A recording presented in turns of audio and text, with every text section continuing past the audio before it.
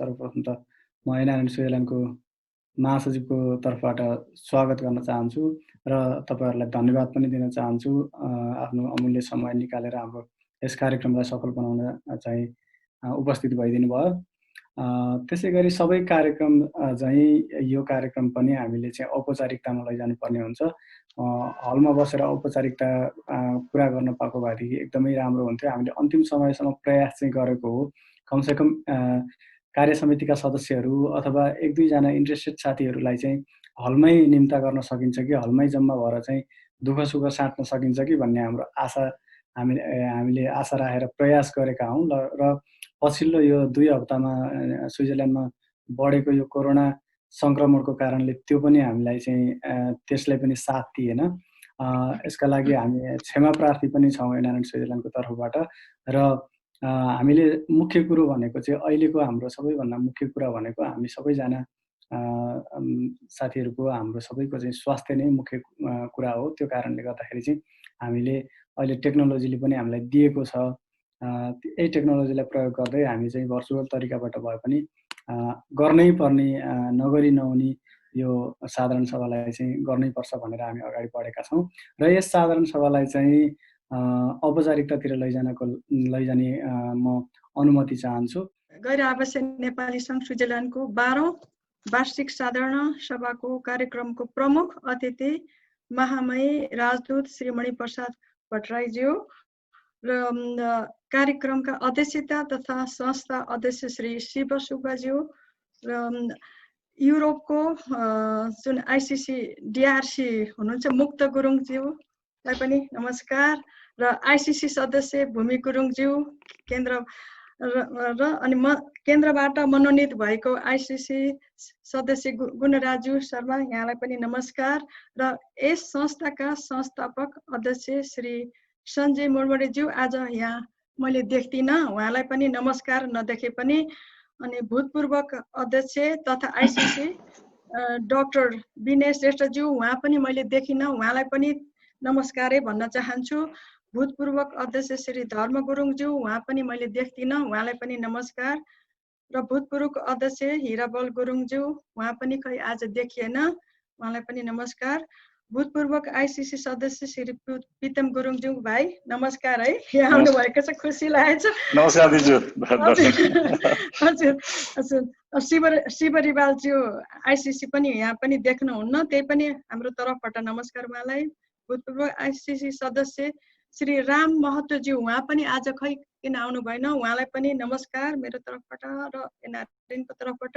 साथै विभिन्न सङ्घ संस्थाका बाट उपस्थित हुनुभएका सङ्घ संस्थाका अध्यक्षता प्रतिनिधिज्यूहरू खै उहाँ पनि मैले खास त्यस्तो बिना देखिनँ, त्यही पनि हाम्रो एनआरएनको तर्फबाट धेरै नमस्कार भन्न चाहन्छु। उहाँ पछि सायद जोइन गर्नु होला र अनिखेरि सञ्चारकर्मीहरू संस्थाका सदस्यहरू र संस्थालाई आज यस कार्यक्रमलाई माया गर्दै आफ्नो अमूल्य समय दिएर पनि हैन समय बाबुजित पनि उहाँहरू उपस्थित हुनुभएको दाजुभाइ दिदीबहिनीहरू र आज यहाँ सबैलाई आज यस गैर आवासीय नेपाली सङ्घ स्विजरल्यान्डको वार्षिक साधारण 2020 को कार्यक्रममा मेरो व्यक्तिगत तर्फबाट र गैर आवासीय नेपाली सङ्घ स्विजरल्यान्डको तर्फबाट हृदयदेखि नै स्वागत गर्न चाहन्छु। आज विषम परिस्थितिमा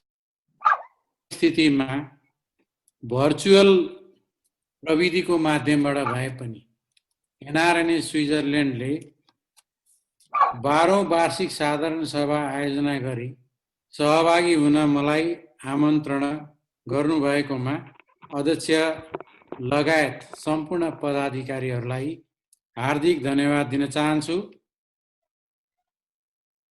हुन त गत महिना करिब 30 दिनको अन्तरालमा यो मेरो तेस्रो सहभागिता हो। कसरी भन्नुहुन्छ भने गत महिना युरोप स्तरीय भेला भयो यहाँहरुको 3 र 4 अक्टोबर जस्तो लाग्छ। त्यस्तै गरेर 9 देखि 11 सम्म अन्तर्राष्ट्रिय नलेज इन्टरनेशनल नलेज कन्भेन्सन पनि यहाँहरुले आयोजना गर्नु, त्यसमा पनि सहभागी हुने अवसर प्राप्त भएको थियो। त्यस लगत्तै स्विजरल्यान्ड को तर्फबाट गैर आवासीय नेपाली सङ्घ स्विजरल्यान्डले भनौँ न आफ्नो वार्षिक साधारण सभा आयोजना गर्नुभयो। अन्तर्राष्ट्रिय, क्षेत्रीय, अब यसलाई राष्ट्रिय भन्न मिलेन, यो चाहिँ स्विजरल्यान्ड स्तरीय भन्न मिल्छ। 3 तहको बैठक यहाँहरूले आयोजना गर्नुभएको छ।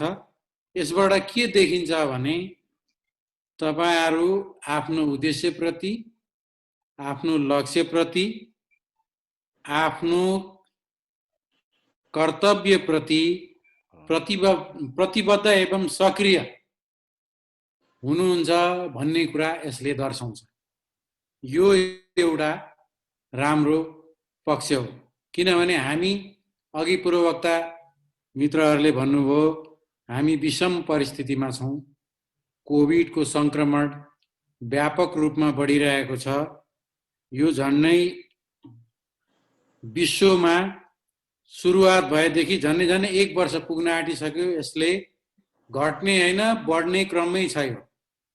हालसम्म औषधि, यसको खोप विकास गर्ने दिशामा तीव्रतर प्रगति भनिए तापनि हालसम्म त्यसको सफलता पाएको कुरा हामीले सुन्न पाएका छैनौँ। यस्तो परिस्थितिमा नेपाल पनि यसबाट प्रताडित छ। स्विजरल्यान्ड नहुने कुरै भएन। यसअघि तपाईको मार्चतिर हेर्नुहुन्छ भने 1500 दैनिक संक्रमणको स्थितिबाट अहिले स्विजरल्यान्डमा 9000 पार गरिसकेको छ। अब यसले अझ आगामी दिनहरूमा कस्तो रूप लिन्छ भन्ने कुरा अब यहाँ निवासी नागरिकहरूले पालना गर्नुपर्ने स्वास्थ्य सुरक्षामा निर्भर गर्छ। किनभने हामीलाई थाहा छ औषधि, यसको लागि औषधि छैन र विकास गर्ने क्रममा खोप पनि सफलताको लक्ष्यमा पुग्यो भने पनि अहिलेसम्म त्यस्तो ब्रेक थ्रु नै भइसकेको भन्ने समाचार आइसकेको छैन। यस्तो स्थितिमा तपाईहरुले आफ्नो दैनिकी, आफ्नो स्वास्थ्य, आफ्नो पेशा, आफ्नो आय आर्जनको क्रियाकलापमा अप्ठ्यारो महसुस गर्नु भएको छ भन्ने कुरा यो भनिरहनु परेन। यो सर्वत्र नै यस प्रकारको स्थिति कायम छ।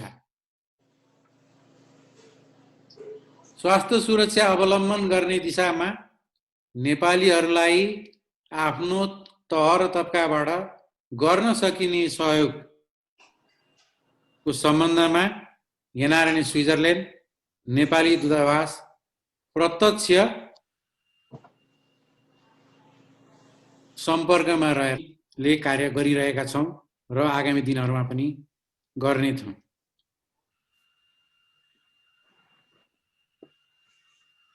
यस दौरान अब केही संक्रमण भएको सूचना हामीलाई प्राप्त भयो, तर स्थानीय निकाय भनेको स्विस सरकारको आधिकारिक निकायबाट नेपालीहरूमा यस रोगको संक्रमणबाट यहाँ स्थित, यहाँ बसोबास गर्नुहुने, यहाँ रहनुहुने नेपाली मूलका व्यक्तिहरूलाई दुखद समाचार भएको हामीले कतैबाट पनि प्राप्त गरेका छैनौं।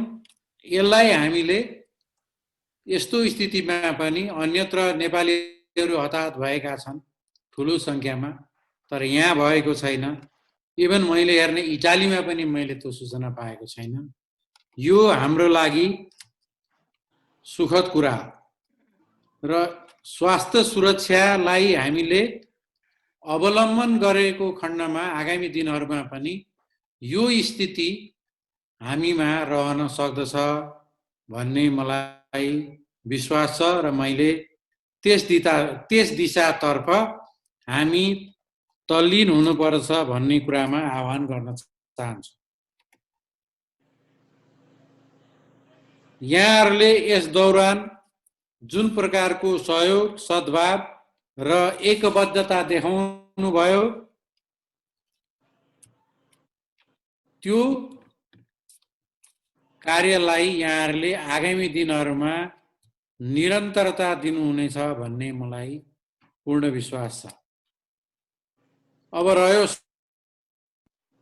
सदा चाहिँ नेपाल सरकारको प्रतिनिधिले यहाँहरूसँग गर्ने आह्वान, यसअघि 2टा बैठक अघि मैले रेफर गरेँ, सन्दर्भमा ल्याएँ। युरोप स्तरीय भेला यहाँहरूले गर्नुभयो अक्टोबर 3 र 4 मा, 9 देखि 11 सम्म इन्टरनेसनल नलेज कन्भेन्सन गर्नुभयो। त्यसमा सम्माननीय प्रधानमन्त्रीज्यू र माननीय परराष्ट्र मन्त्रीज्यूबाट नेपाल सरकारको आधिकारिक धारणा, तपाईहरुको एजेन्डामा मैले देखेँ नागरिकता पनि रहेछ, त्यो समेत सम्बोधन गर्ने हिसाबले उहाँहरूले भनिसकेपछि मैले त्यसमा थप केही भनिरहनु परेन। त्यो नै आधिकारिक धारणा हो। अब मैले चाहिँ यहाँहरूलाई सञ्चार गर्नुपर्ने पनि त्यही नै हो भने त्यसलाई दोहोर्याएर समय लिनु आवश्यक ठान्दिनु। र यसै दौरानमा हामीले एउटा अन्तर्राष्ट्रिय क्षेत्रमा यहाँलाई थाहा पनि भइसकेको हुनुपर्छ, अब म अन्तर्राष्ट्रिय सङ्घ संस्था समेतको थाई प्रतिनिधि भएको हुनाले मानव अधिकार परिषद मेरो जिम्मेवारीमा पर्दछ। त्यो परिषदको आगामी 3 वर्षको लागि नेपालले 193 सदस्यहरूको टोटल भोटमा 150 भोट ल्याएर विजय हासिल गरेको कुरा यहाँहरूलाई थाहा भइसकेको हुनुपर्छ। किनभने विभिन्न सामाजिक सञ्जालहरू, सञ्चार माध्यमहरूले यसलाई प्राथमिकता साथ सूचनाको रूपमा प्रवाह गरिसकेका छन्। किनभने यो राष्ट्रको प्रतिष्ठाको विषय पनि हो। यसले नेपालको अन्तर्राष्ट्रिय प्रतिष्ठालाई माथि उठाएको मात्रै छैन, नेपालले अन्तर्राष्ट्रिय क्षेत्रमा खेलेको भूमिकालाई यसले रेकग्नाइज पनि गरेको छ। त्यसै गरी यही आज 1 तारिक भयो, 1 नोभेम्बर, अब 9 नोभेम्बरमा नेपालले महिलाहरूको विभेद विरुद्धको समितिमा हाम्रो वन्दना राणा भन्ने हुनुहुन्छ, उहाँलाई नेपाल सरकारले उठाएको छ उम्मेदवारको रूपमा। त्यसको चुनावको क्याम्पेनको रूपमा हामी अहोरात्र खटिरहेका छौँ। न्युयोर्कबाट र जेनेभाबाट हाम्रा सम्पूर्ण मिसनका साथीहरू लागि पर्नु भएको छ उहाँलाई विजय बनाउन। उहाँको व्यक्तिगत विजय होइन, त्यो राष्ट्रको विजय हुन्छ, त्यसबाट पनि जोडिएको हुन्छ। र चुनावै हो, त्यहाँ हार जित पनि हुन्छ, सधैँ जितिन्छ भन्ने छैन, हार्न पनि सकिन्छ। तर हालसालै मानवाधिकार परिषदमा हामीले प्राप्त गरेको 150 को भोट, जुन विश्वासले हामीले आर्जन गरेका छौँ, त्यो विश्वासको आधारमा भन्दा यो चुनाव पनि जित्न सक्ने ठुलो सम्भावना छ। र त्यसमा हामी चाहिँ न्युयोर्क र जेनेभाका मात्रै साथीहरू लाग्नु भएको छैन, हाम्रा राजदूतावास भएका सम्पूर्ण कर्मचारी साथीहरू जहाँ जहाँ हाम्रो राजदूतावास छन् ती सबै त्यो देशबाट सहयोग प्राप्त गर्न लागि परिरहनु भएको छ। यो यहाँहरूलाई मैले यस दौरान यो मौका लिएर मैले यहाँहरूलाई सूचित गर्न चाहेको मात्रै हो। हामी चुप लागेर बसिरहेका छैनौँ। कोभिडको सन्दर्भमा पनि बाहिर जान नसके पनि भर्चुअली पनि हामी कार्यरत छौँ भन्न खोजेको।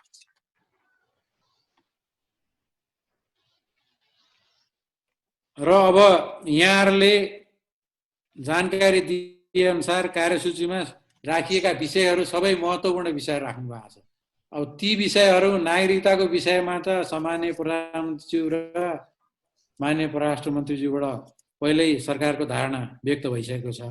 र बाँकी विषयहरू यहाँहरूको आन्तरिक कुरा भएको हुनाले त्यस विषयमा बोल्नु चाहिँ मलाई त्यति सान्दर्भिक लाग्दैन र ती विषयहरू चाहिँ साह्रै नै महत्त्वपूर्ण विषयहरू छन् त्यो चाहिँ मलाई लाग्छ र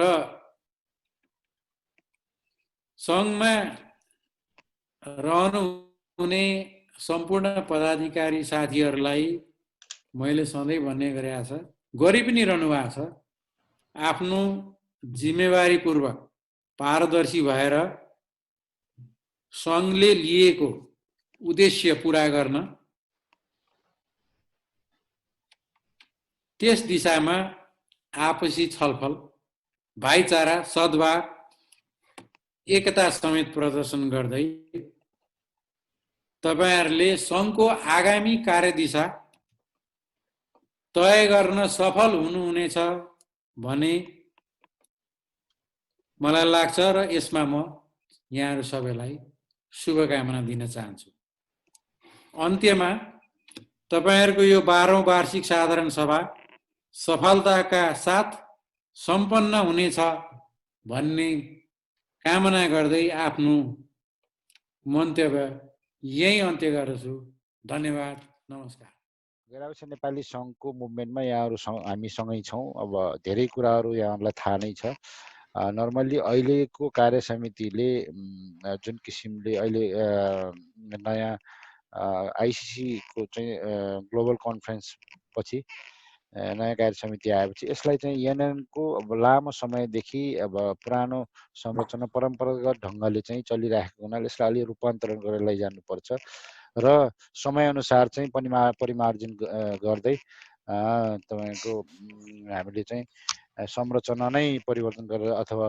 रूपान्तरण गरेर जानुपर्छ भनेर चाहिँ तपाईँ अहिलेको आदरणीय अध्यक्ष कुमार पन्त लगायत सम्पूर्ण केन्द्रीय टिमले तपाईको free membership online voting smart NRN जस्ता कन्सेप्टहरु चाहिँ ल्याउनु भएको छ त्यसमा चाहिँ अब फ्री मेम्बरशिप भन्ने बित्तिकै तपाईको हामीले पहिला केन्द्रमा चाहिँ $5 हामीले जति उठाए पनि $5 केन्द्रमा पठाउनु पर्ने अनिवार्यता थियो त्यो चाहिँ हामीले पठाउन पर्दैन तब हामी चाहिँ केन्द्रमा तपाईहरुले पठाएको पैसाले हैन हामी आफै कुनै तपाईको फन्डहरु चाहिँ तपाईको राइज गरेर चाहिँ सर्भाइभ गर्छौं तपाईहरु पनि चाहिँ फ्री मेम्बरशिप गराएर सम्पूर्ण चाहिँ नेपालीहरु जुन डायस्पोरामा रहेका नेपालीहरु सम्पूर्णलाई चाहिँ यो एनएन को मुभमेन्टमा गोलबन्द गराउनुस् भन्ने किसिमको उहाँहरुको चाहिँ आह्वान छ त्यसले गर्दाखेरि केन्द्रले संसारभरिबाट चाहिँ तपाईको $5 को दरले तपाईको करोडौं पैसा चाहिँ आउने पैसा पनि हामी चाहिदैन हामी केन्द्र आफै सर्भाइभ गर्छौं हाम्रो तरिकाले सर्भाइभ गर्छौं भन्दै गर्दा हामी एनसीसी का साथीहरुले पनि तपाईको एनसीसी को अध्यक्ष भएर अथवा त्यो कार्य समितिको नेतृत्व गरेर आउँदै गर्दाखेरि हामीले पनि तपाईको त्यहाँको चाहिँ संगठन एनसीसी चाहिँ हामी सस्टेन गर्छौं भन्ने हिम्मतको साथ आउनु पर्छ त्यसकारणले यो राम्रो कन्सेप्ट छ किनभने कति साथीहरु हामी कमाई भएको साथीहरु भए पनि तपाई €10 को मेम्बरशिप चाहिँ चार्जको कारणले पनि साथीहरु धेरै इन्भल्भ हुन खोज्दैनन् है त्यसकारणले गर्दाखेरि यो फ्री मेम्बरशिप चाहिँ एकदमै राम्रो छ एक त तपाईको एउटा पार्ट त हामीले नेपालमा अनिवार्य पठाउनु पर्ने केन्द्रमा अनिवार्य पठाउनु पर्ने पैसा पठाउनु पर्दैन त्यो त सबैलाई स्वीकार्य नै हो तर चाहिँ तपाईको बाँकी $5 ले एनसीसी सस्टेन हुन्थ्यो अथवा त्यो $5 बिना नै सस्टेन गर्न सकिन्छ कि सकिँदैन भन्ने कुरा हामी एनसीसी का साथीहरुले चाहिँ अब अरु फन्ड राइजहरु हुन्छन् तपाईको क्राउड फन्डिङ हुन सक्छ हामी तपाईको त्यो एनसीसी को फन्ड भनेको तपाईको स्विजरल्यान्डकै हिसाब गरौँ स्विजरल्यान्डको चाहिँ 300 कि 400 कति अब सदस्य अथवा मैले त 200 जस्तो लाग्छ अलमोस्ट 200 को तपाईको $10 को दरले उठाएर $5 स्विजरल्यान्डमा रहने हो भने पनि तपाईको 200 भनेको त €1000 हो €1000 क्यान डु नथिङ हैन त्यसकारणले हामीले चाहिँ तपाईको अब अस्ति तपाईको युरोपमा चाहिँ कोरोनाको कारणले यहीँको युरोपको देशहरुलाई सहयोग गर्न पर्यो भन्दाखेरि तपाईको एक हप्तामा तपाईहरुले कति पैसा उठाउनु भयो त्यसकारणले यो चाहिँ तपाईको हाम्रो कन्सेप्ट ओहो तपाईको यो सदस्यताको पैसा उठाएन भने त हामी सर्भाइभै हुन सकिँदैन कि भन्ने जुन किसिमको चाहिँ धेरै अब एनसीसीहरुले त्यो चाहिँ अलिकति त्यो किसिम हुइया टाइपको चाहिँ तपाईको उ छ त्यसलाई चाहिँ हामीले मेटाउनु पर्छ र तपाईँ हामी फ्री मेम्बरसिपमा जानुपर्छ। केन्द्रले जुन आह्वान गरेको छ हामीले केन्द्रमा पठाउनु पनि परेन, हामी एनसी सर्भाइभको लागि हामी अरू वैकल्पिक उपायहरू सोच्नुपर्छ भन्ने म यहाँहरूलाई जानकारी गराउन चाहेँ। अर्को कुरा चाहिँ तपाईँको अनलाइन भोटिङ।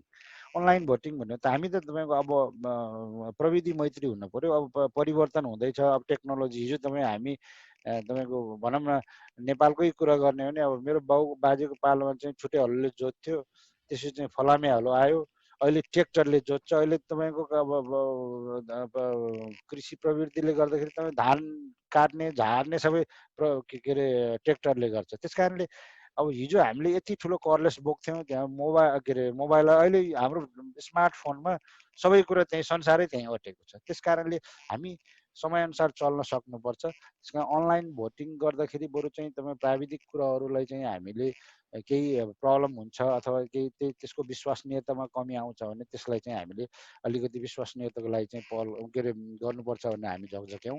अनलाइन भोटिङमा हामी चाहिँ के अरे जानुपर्छ। र स्मार्ट एनएनएन भनेको त उयो हामी सबै कुरा चाहिँ तपाईँको जीवन नै स्मार्ट भइसक्यो भने तपाईँको अब यो चाहिँ तपाईँको स्मार्ट एनएनएन भनेको के नै ठुलो कुरा हो, अब यो गर्नै सकिँदैन भन्नेतिर जानु हुँदैन। यी तिनवटा कुराहरू अहिले तत्कालमा चाहिँ तपाईँ अहिलेको कार्य समितिले रूपान्तरणको रूपमा जुन ल्याएको छ यसलाई चाहिँ हामीले सपोर्ट गरेर जानुपर्छ भन्ने म यहाँहरूलाई अनुरोध गर्न चाहेँ। र एनएनको मुभमेन्ट अब म तपाईँ 2007देखि छु, अब स्थापना त 2003देखि नै भएको। अब त्यहाँदेखि अहिलेसम्म अलमोस्ट 13 वर्षको अन्तरालमा हरेक इआरएममा, हरेक ग्लोबल कन्फरेन्समा, हरेक बेलामा तपाईँ हाम्रो अनुहार मात्रै देखिन्छ होइन। भन्नुको मतलब एनएनको ट्रान्सफर्मेसन हुन आवश्यक छ होइन। अबको 8-10 वर्षपछि हामी तपाईँको अनुहार एक आपसको अनुहार हेर्दै थाक्छौँ र सायदै त्यो एनएनको मुभमेन्टै बन्द हुनसक्छ। त्यस कारणले अबको एनएनको मुभमेन्ट सेकेन्ड जेनेरेसन युथहरूमा ट्रान्सफर्म गर्नुपर्छ। त्यस कारणले प्रत्येक एनसिसीहरूले युथ ओरिएन्टेड कामहरू के अरे कामहरू गर्ने, युथहरूलाई इन्क्लुड गर्दै जाने। तपाईँको अब एनसिसीहरूमा स्टुडेन्ट काउन्सिल्स अथवा चाहिँ तपाईँ युथ काउन्सिल बनाउने, युथ फोरम छँदैछ। त्यसमा पनि युथ फोरम भन्ने बित्तिकै कोही साथीहरू चाहिँ इन्भल्भ हुँदैन। स्टुडेन्टको चाहिँ त्यहाँ अब हाम्रो चाहिँ अपकमिङ स्टुडेन्टहरू हुन्छ, बच्चाहरू नेपालबाट आएर यहाँ पढेको बच्चाहरू हुन्छ। त्यस कारणले त्यो कसरी हुन्छ, यो चाहिँ मुभमेन्टलाई अर्को जेनेरेसनमा लैजानुपर्छ। किनभने एनएन भनेको त्यस्तो संस्था हो जसले कालान्तरसम्म आफ्नो देश र तपाईँको हामी प्रवासमा रहेकोहरूलाई जोडेर राख्दछ। त्यस कारणले अब हामीले नागरिकता चाहिँ के अरे सिटिजनसिप इस्युमा कुरा गरिरहेका छौँ, त्यो आवश्यकता त्यही ट्रान्सफर्मेसनको लागि हो। तपाईँ नागरिकता हाम्रो चाहिँ तपाईँ निरन्तरता भयो भने, एनएनको नागरिकता भयो भने भोलि छोरा नातिसम्म सबै तपाईँ नेपालसँग सम्बन्धित भइराखेका हुन्छ नि त। त्यस कारणले यो नागरिकता इस्यु पनि त्यहाँबाट उठेको हो र यो नागरिकता इस्युको बारेमा हामीले जोरदार रूपमा माग गरिरहेका छौँ र अहिले चाहिँ तपाईँको भइराखेको छ। अब यो चाहिँ के भन्छ अरे सांसद खुल्ने बित्तिकै हुन्छ भन्ने कुरा चाहिँ हामी एक्सपेक्ट गरेका छौँ। अब यहाँ महामहिमज्यू हुनुहुन्छ, अघि नै उहाँले पनि भन्नुभयो, हरेक फोरममा तपाईँको परराष्ट्र मन्त्रीज्यूले पनि भनिराख्नु भएको छ। हामी चाहिँ एकदम आशावादी छौँ यसमा के अरे अवश्य हुनेछ। र अरू कुरा चाहिँ तपाईँको एनएनले जहिले पनि हामी केन्द्रले आह्वान गरेपछि नेपाल ओरिएन्टेड कामहरू गर्थ्यौँ, सहयोग पनि त्यसरी नै गर्थ्यौँ। यसपालि कोरोनाले गर्दाखेरि हामीले अलिक फरक ढङ्गले चाहिँ हामी आफै प्रवासमा पनि धेरै दुःख पायौँ। विभिन्न देशहरूमा सङ्क्रमणको कारणले नेपालीहरूको काम गुम्यो। कति साथीहरू चाहिँ तपाईँको पेपरको वेटिङमा बसेका साथीहरू, काम चाहिँ पर्मानेन्ट काम नभएको साथीहरूलाई खाना बस्नको समस्याहरू पनि भयो। जस्तो फर इक्जाम्पल सबभन्दा बढी सङ्क्रमित अब इटली भएको थियो पहिला, अहिले स्पेन हो। पोर्चुगलमा अलिक कम भए पनि त्यहाँ चाहिँ अब नेपालीहरूको बसोबास धेरै छ। त्यहाँ चाहिँ साथीहरू पर्मानेन्ट काम छैन। धेरै मान्छेहरू चाहिँ तपाईँको उत्तरबाट चाहिँ अब युरोपियन देशहरूबाट तपाईँको पेपर नभएपछि त्यहाँ पेपर पाउने भनेको स्पेन र पोर्चुगल हो। स्पेन 3 वर्ष वेटिङ गरेपछि पाउँछ। 3 वर्षको अवधि वेटिङ नै गर्नुपर्छ। जब पेपर पाउँछ त्यसै उसले चाहिँ अलिक पर्मानेन्ट टाइपको काम पाउला। त्यो अवधिको बिचका साथीहरूलाई निकै समस्या परेको हुनाले हामीले यो कोरोनाको अवधिको बिचमा अहिले चाहिँ सधैँ हामी नेपालमा अब केन्द्रले आह्वान गरे अनुसार हामीले आर्थिक सहयोग गर्थ्यौँ भने यसपालि हामीले युरोपभित्रै धेरै देशहरू चाहिँ जस्तो साइप्रसमा स्टुडेन्टहरू, माल्टामा अब धेरै अब देशहरूमा चाहिँ एकदमै समस्या पर्या हुनाले अब हामीले बरु चाहिँ केन्द्रको चाहिँ अब अनुमति लिएर नै युरोपभरि चाहिँ $50,000 को चाहिँ फन्ड राइज गरौँ र यहीँ भएको देशहरूमा सहयोग गरौँ र युरोपभरिकै देशहरूले सहयोग गरौँ। किनभने स्पेनमा पीडा हुँदा स्विजरल्यान्डलाई दुःख होस्, स्विजरल्यान्डलाई पीडा हुँदा तपाईँको फ्रान्सलाई दुःख होस्, यो किसिमको एउटा चाहिँ कोअर्डिनेसन गरेर चाहिँ हामीले युरोप क्षेत्रीय संयोजक उपसंयोजकहरू मिलेर त्यो कन्सेप्ट ल्यायौँ र हामीले कोसिस गऱ्यौँ सम्पूर्ण साथीहरू मिलेर र हामीले अलमोस्ट 50,000 को हाराहारीमा चाहिँ फन्ड राइज पनि गऱ्यौँ र यसमा चाहिँ एनसी स्विजरल्यान्डले चाहिँ ठुलो सहयोग गर्नुभएको छ। यहाँलाई विशेष धन्यवाद दिन चाहन्छु। त्यसबाट हामीले चाहिँ सायदै एनएनको इतिहासमा तपाईँको केन्द्रले भनौँ न फन्ड राइज गरेर प्रत्येक एनसी भनौँ एकदम सङ्क्रमित भएको चाहिँ आवश्यकता परेको चाहिँ एनसिसीहरूमा चाहिँ फन्ड सहयोग गरेको पहिलोचोटि होला। नत्र भने जहिले केन्द्र ओरिएन्टेड हुन्थ्यो। अहिले केही देश जस्तो स्पेनमा, पोर्चुगलमा, साइप्रसमा, माल्टामा, के भन्छ अरे तपाईँको इटलीमा, अब विभिन्न देशहरूमा हामीले चाहिँ सहयोग पनि गऱ्यौँ। यसलाई निरन्तरता दिनुपर्छ। भोलिका दिनमा पनि त्यस्तो समस्याहरू आउन सक्छ र अहिले हामीले अस्ति एनसिसीको चाहिँ सेसनमा यहाँ के अरे साथीहरू उपस्थित हुनुहुन्थ्यो, अध्यक्षज्यू उपस्थित हुनुहुन्थ्यो। त्यहाँ पनि हामीले यो युरोपियन आपतकालीन कोषलाई चाहिँ अब हामीले चाहिँ निरन्तर दिनुपर्छ र भोलि यस्तो चाहिँ तपाईँको अस्ति चाहिँ इआरएम हामीले अनलाइन गरियो, नत्र प्रत्येक क्षेत्रीय भेला चाहिँ तपाईँको फेस टु फेस हुन्थ्यो र त्यहाँ चाहिँ हामीले फन्ड राइज पनि गर्थ्यौँ र तपाईँको त्यहाँबाट चाहिँ खर्च भएर बचेको पैसा नेपालमा केन्द्रले जहाँ भनेको छ, जस्तो कहिले शङ्करमूल पार्क, कहिले लाप्राक, कहिले चाहिँ कहाँ गएर सहयोग गर्ने गरेका थियौँ। भोलिको दिनमा त्यो समस्या आउन सक्छ। त्यस कारणले चाहिँ हामीले यो चाहिँ तपाईँको युरोपियन क्षेत्रीय आपतकालीन कोष चाहिँ इस्टाब्लिस गर्यो भने भोलि तपाईँको हामीले भोलि इआरएमबाट चाहिँ त्यो बचेको पैसा त्यहाँ राख्न सकिन्छ र कुनै बेला यस्ता घटनाक्रमहरू हुँदाखेरि हत्तर पत्तर गरेर हामीले चाहिँ पैसा उठाउनलाई चाहिँ गर्नभन्दा त्यो फन्डबाट चाहिँ हामीले तत्काल चाहिँ इमिडिएट युज गरेर चाहिँ सहयोग गर्न सकिन्छ होइन। यसको लागि पनि यहाँहरूले चाहिँ अस्ति तपाईँको इआरएमको बेलामा हाम्रो क्षेत्रीय बेलामा एनसी सेसनमा मैले नै नेतृत्व गरेका थिएँ। सम्पूर्ण साथीहरू यहाँको अध्यक्ष शिवजी लगायत सम्पूर्ण साथीहरूले बसेर चाहिँ राम्रो छलफल गर्नुभयो। यसलाई हामी निरन्तरतामा जान्छौँ र युरोपभरिका एनसिसीहरू एक आपसमा चाहिँ सहकार्य गर्नुपर्छ र यसको चाहिँ सहकार्यको निरन्तर हुनुपर्छ भन्ने मैले अनुरोध गर्न चाहेँ र अब धेरै समय नलिउँ। तपाईँको यहाँहरूको यो कार्यक्रम सफल रहोस् र तपाईँको यो कोरोना सङ्क्रमणले गर्दा हामी सबै त्रसित छौँ। यो कोरोना सङ्क्रमणको कारणले हामी प्रत्यक्ष उपस्थित हुन नसकेर अब भर्चुअल बैठकमा छौँ होइन। त्यसरी नै अब सामाजिक दूरी कायम राखौँ र अन्तमा आफू पनि बचौँ, अरूलाई पनि कोरोनाबाट बचौँ भन्दै मेरो दुई शब्द यही अन्त्य गर्छु। र मासुजीले भनिसक्नु भएको छ, अलिकति केही कुरा राख्नु होला भनेर। नर्मली अब यो आइसिसीको बारेमा अस्ति भर्खरै पनि एनआरएनको तपाईँको युरोपियन भेलाको बेलामा पनि केही कुराहरू उठे। त्यही बारेमा डिआरसी मुक्ति गुरुङजीले भर्खरै स्पष्ट पारिसक्नु भएको छ। त्यस कारणले गर्दा त्यसमा म बढी जान चाहेन।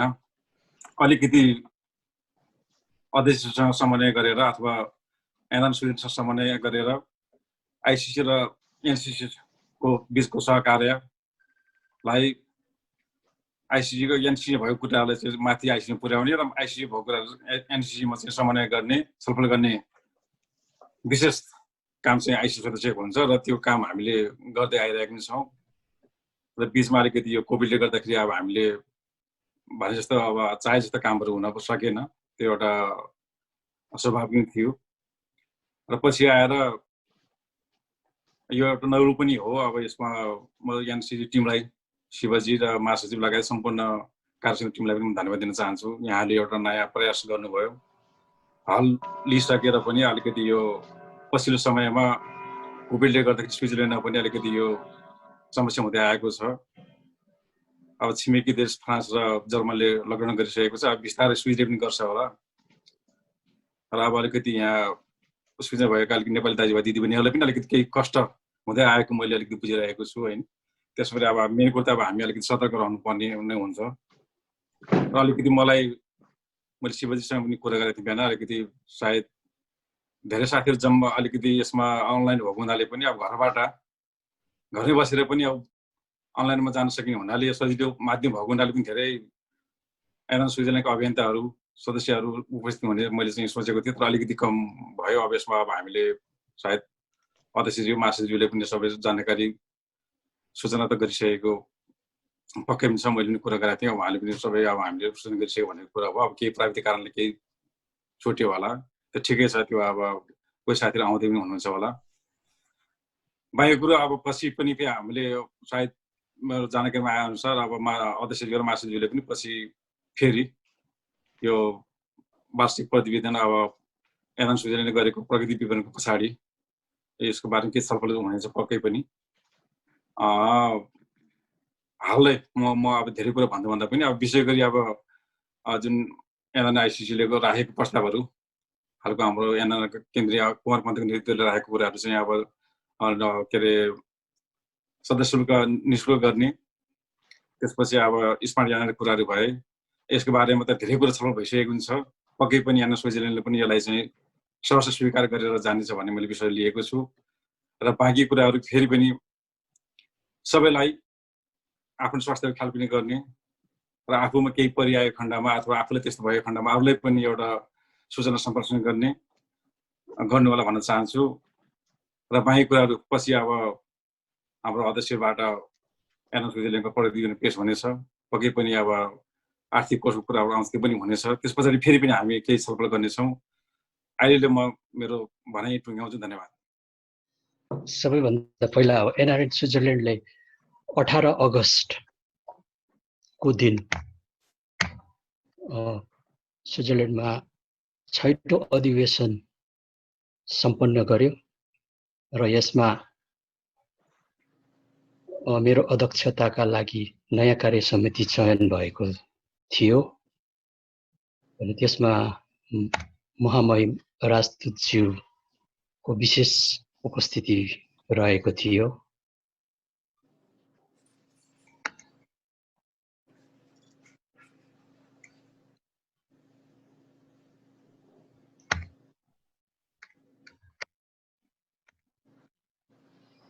त्यसपछि दोस्रो चरणमा हामीले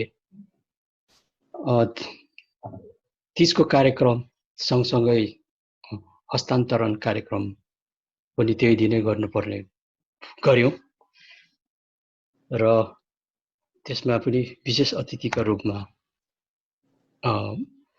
राजदूतज्यू हुनुहुन्थ्यो भने अनि त्यसपछि विभिन्न कार्यक्रमहरू 30 को कार्यक्रमहरू सुरु भयो र सो अवसरमा एनआरएन स्विजरल्यान्डको नयाँ निर्वाचित कार्य समितिलाई पुरानो कार्य समितिले बुझाकर सम्पन्न गर्ने काम पनि भएको थियो र सफलतापूर्वक सम्पन्न भयो। त्यसपछि सधैँझै नेपाल स्विस सोसाइटी र गैर आवासीय नेपाली सङ्घको सहकार्यमा सधैँझै 6 अक्टोबर 2019 मा दशैं कार्यक्रम सम्पन्न गर्यौं। त्यसै गरी 26 नोभेम्बर 2019 मा भारतीय अतिक्रमण विरुद्ध स्विजरल्यान्डमा प्रदर्शन एवं ज्ञापन पत्र बुझाइयो। त्यसमा चाहिँ एनआरएन स्विजरल्यान्ड, प्रवासी नेपाली एकता मञ्च र नेपाली जनसम्पर्क समितिको संयुक्त आयोजनामा विरोध प्रदर्शन र ज्ञापन पत्र बुझाइने काम भएको थियो र विभिन्न सहरबाट लगायत स्विस नागरिकहरूको पनि सहभागिता रहेको थियो।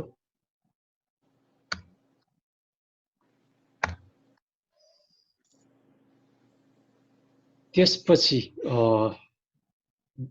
19 डिसेम्बरमा मिस नेपाल युरोप 19 को अडिसन भएको थियो। त्यसमा चाहिँ नेपालमा आयोजना हुने बहुप्रतिष्ठित प्रतियोगितामा मिस नेपालमा प्रतिनिधित्व गराउन स्विजरल्यान्डमा अडिसन भएकोमा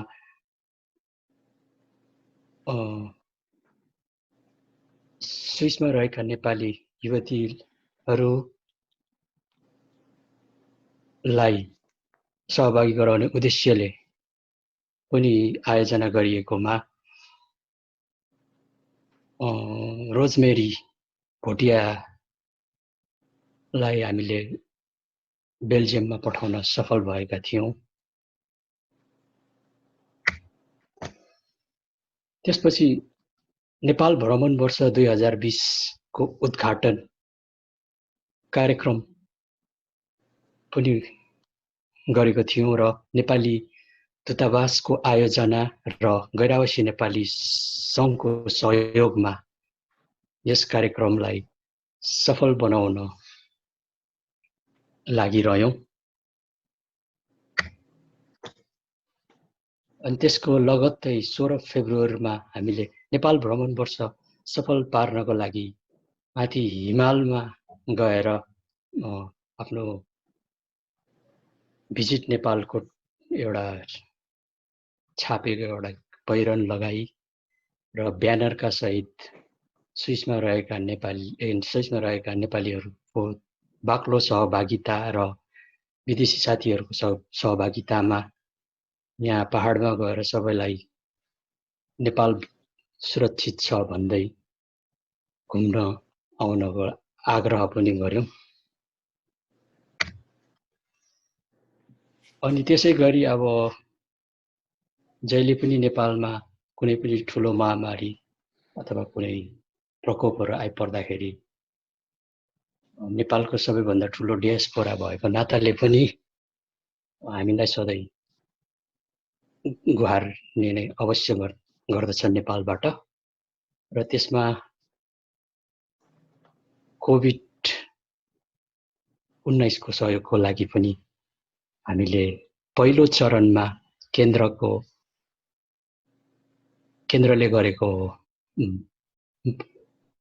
अनुरोधमा हाम्रै आफ्नै कोषबाट 950 स्विस फ्र्याङ्क पठाएको जानकारी पनि गर्दछौँ।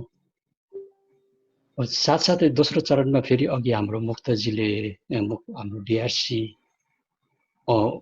युरोप संयोजक श्री मुक्त गुरुङज्यूले भन्नुभए अनुसार युरोप क्षेत्रको 23 मार्च 2020 मा बसेको बैठकले गरेको निर्णय अनुसार हामीले स्विसबाट जम्मा जम्मी $2117 पठाउन सक्यौं र साथसाथै आइसिसीको तर्फबाट पनि हाम्रो भूमिराज गुरुङज्यूले 550,000 नेपाली सहयोग गर्नुभएको छ। त्यसमा सम्पूर्ण सहयोगी स्विस नेपाली दाजुभाइ तथा दिदीबहिनीहरूमा मेरो तर्फबाट अनि गैरावासी नेपाली सङ्घ स्विजरल्यान्डको तर्फबाट धन्यवाद ज्ञापन गर्न चाहन्छु। त्यसका लगत्तै फेरि अब केही समय नबित्दै नेपालमा बाढी तथा पहिरोबाट पीडित परिवारप्रति एनआरएन स्विजरल्यान्डद्वारा सहयोग गर्ने पर्ने भयो र त्यसमा चाहिँ केन्द्रले 2001 अगस्टमा बसेको बैठकले विभिन्न राष्ट्रहरूलाई वर्गीकरण गर्यो र त्यसमा चाहिँ पहिलो समूह, दोस्रो समूह, तेस्रो समूह र त्यस वर्गीकरणमा पहिलो समूहले $1000, दोस्रो समूहले 500, तेस्रो समूहले 250 दिने क्रममा हामी दोस्रो समूहमा राखिएको थियो र अब संजोगले होला ठ्याक्क हामीसँग 590 उठेको थियो। त्यस जम्मै हामीले अन्तर्राष्ट्रिय समन्वय परिषदले खडा गरेको राहत कोषमा पठाउन पनि सफल भयौँ। भन्दै अब अन्त्यमा हाम्रो अनुरोधलाई सहर्ष स्वीकार्दै यस अभियानमा सहयोग गर्न प्रतिबद्ध सम्पूर्ण सहभागी स्विसवासी नेपाली दिदीबहिनी एवं दाजुभाइहरूमा हार्दिक धन्यवाद ज्ञापन गर्दै मेरा भनाइहरूलाई अहिलेका लागि यही टुङ्ग्याउन चाहन्छु। धन्यवाद। हजुर जम्मा हाम्रो 2टा फन्ड छ, एउटा वुमेनको फन्ड, त्यसमा 539 रुपियाँ 60 पैसा छ। आज बिहानको रिकर्ड हो मैले राखेँ। अनि 11,657 रुपियाँ 42 पैसा चाहिँ हाम्रो एनआरएनको मेन फन्डमा छ। तर जम्मा 2टा गरेर 12,197 रुपियाँ देखिन्छ, जो यता राइटपट्टि देख्नुहुन्छ तपाईँहरूले। अनि सानो भयो, ठुलो सानो भएर चस्मा लाउँदा नि नदेख्या। ठुलो गरे ल अहिले हो मलाई अलि आउँदैन नि। ठिक छ ल। ठुलो भयो अहिले। देखेँ। Thank you. अनि त्यसपछि मैले चाहिँ नर्मल स्टेटमेन्ट बनाएको छु। यो हेरौँ देखिन्छ। त्यसपछि यो अहिलेसम्मको खर्च भएको सबै विवरण मैले यसमा देखाएको छु।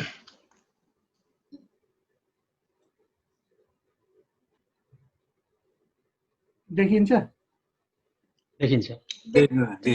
एक्सेल टेबल छ एउटा।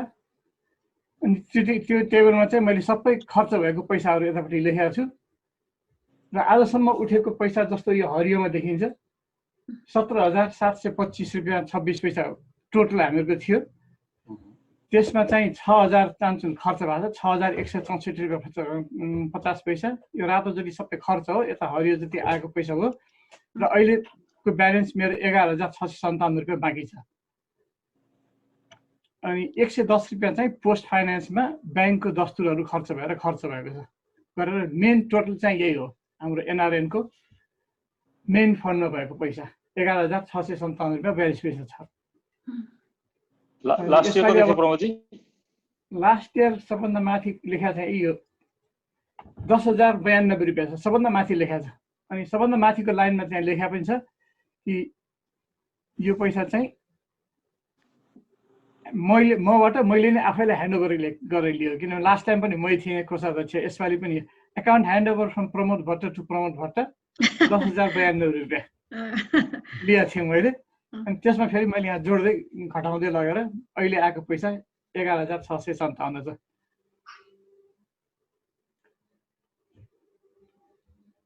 क्लियर भयो नि त यो कुरा। अब त्यसपछि वुमेनको पनि यस्तै एकाउन्ट छ एउटा, वुमेन एकाउन्ट पनि। कसैलाई यसको बारेमा कसैलाई त्यही त। Good work Pramod ji. प्रमोद दाइ, हजुर मैले नबुझेको 149 जना साधारण सदस्यको पैसा आयो 4470 होइन? तर मैले यहाँ देख्दा त 161 जनाको पैसा बुझायो होइन हामीले केन्द्रमा?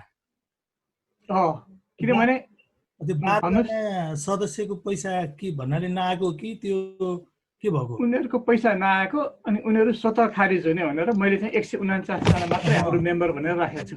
ओके। पैसा नआएको जतिको चाहिँ मैले नाम काटिदिएको छु भनौँ न। हामी चाहिँ मतलब नराखेका छौँ। साधारण सभा भूमि राईले चाहिँ त्यसको जिम्मा म लिन्छु भन्नुभएको थियो, त्यही भएर मैले सोधेको। जम्मा अहिले पैसा तिर्ने चाहिँ 149 जना छन्।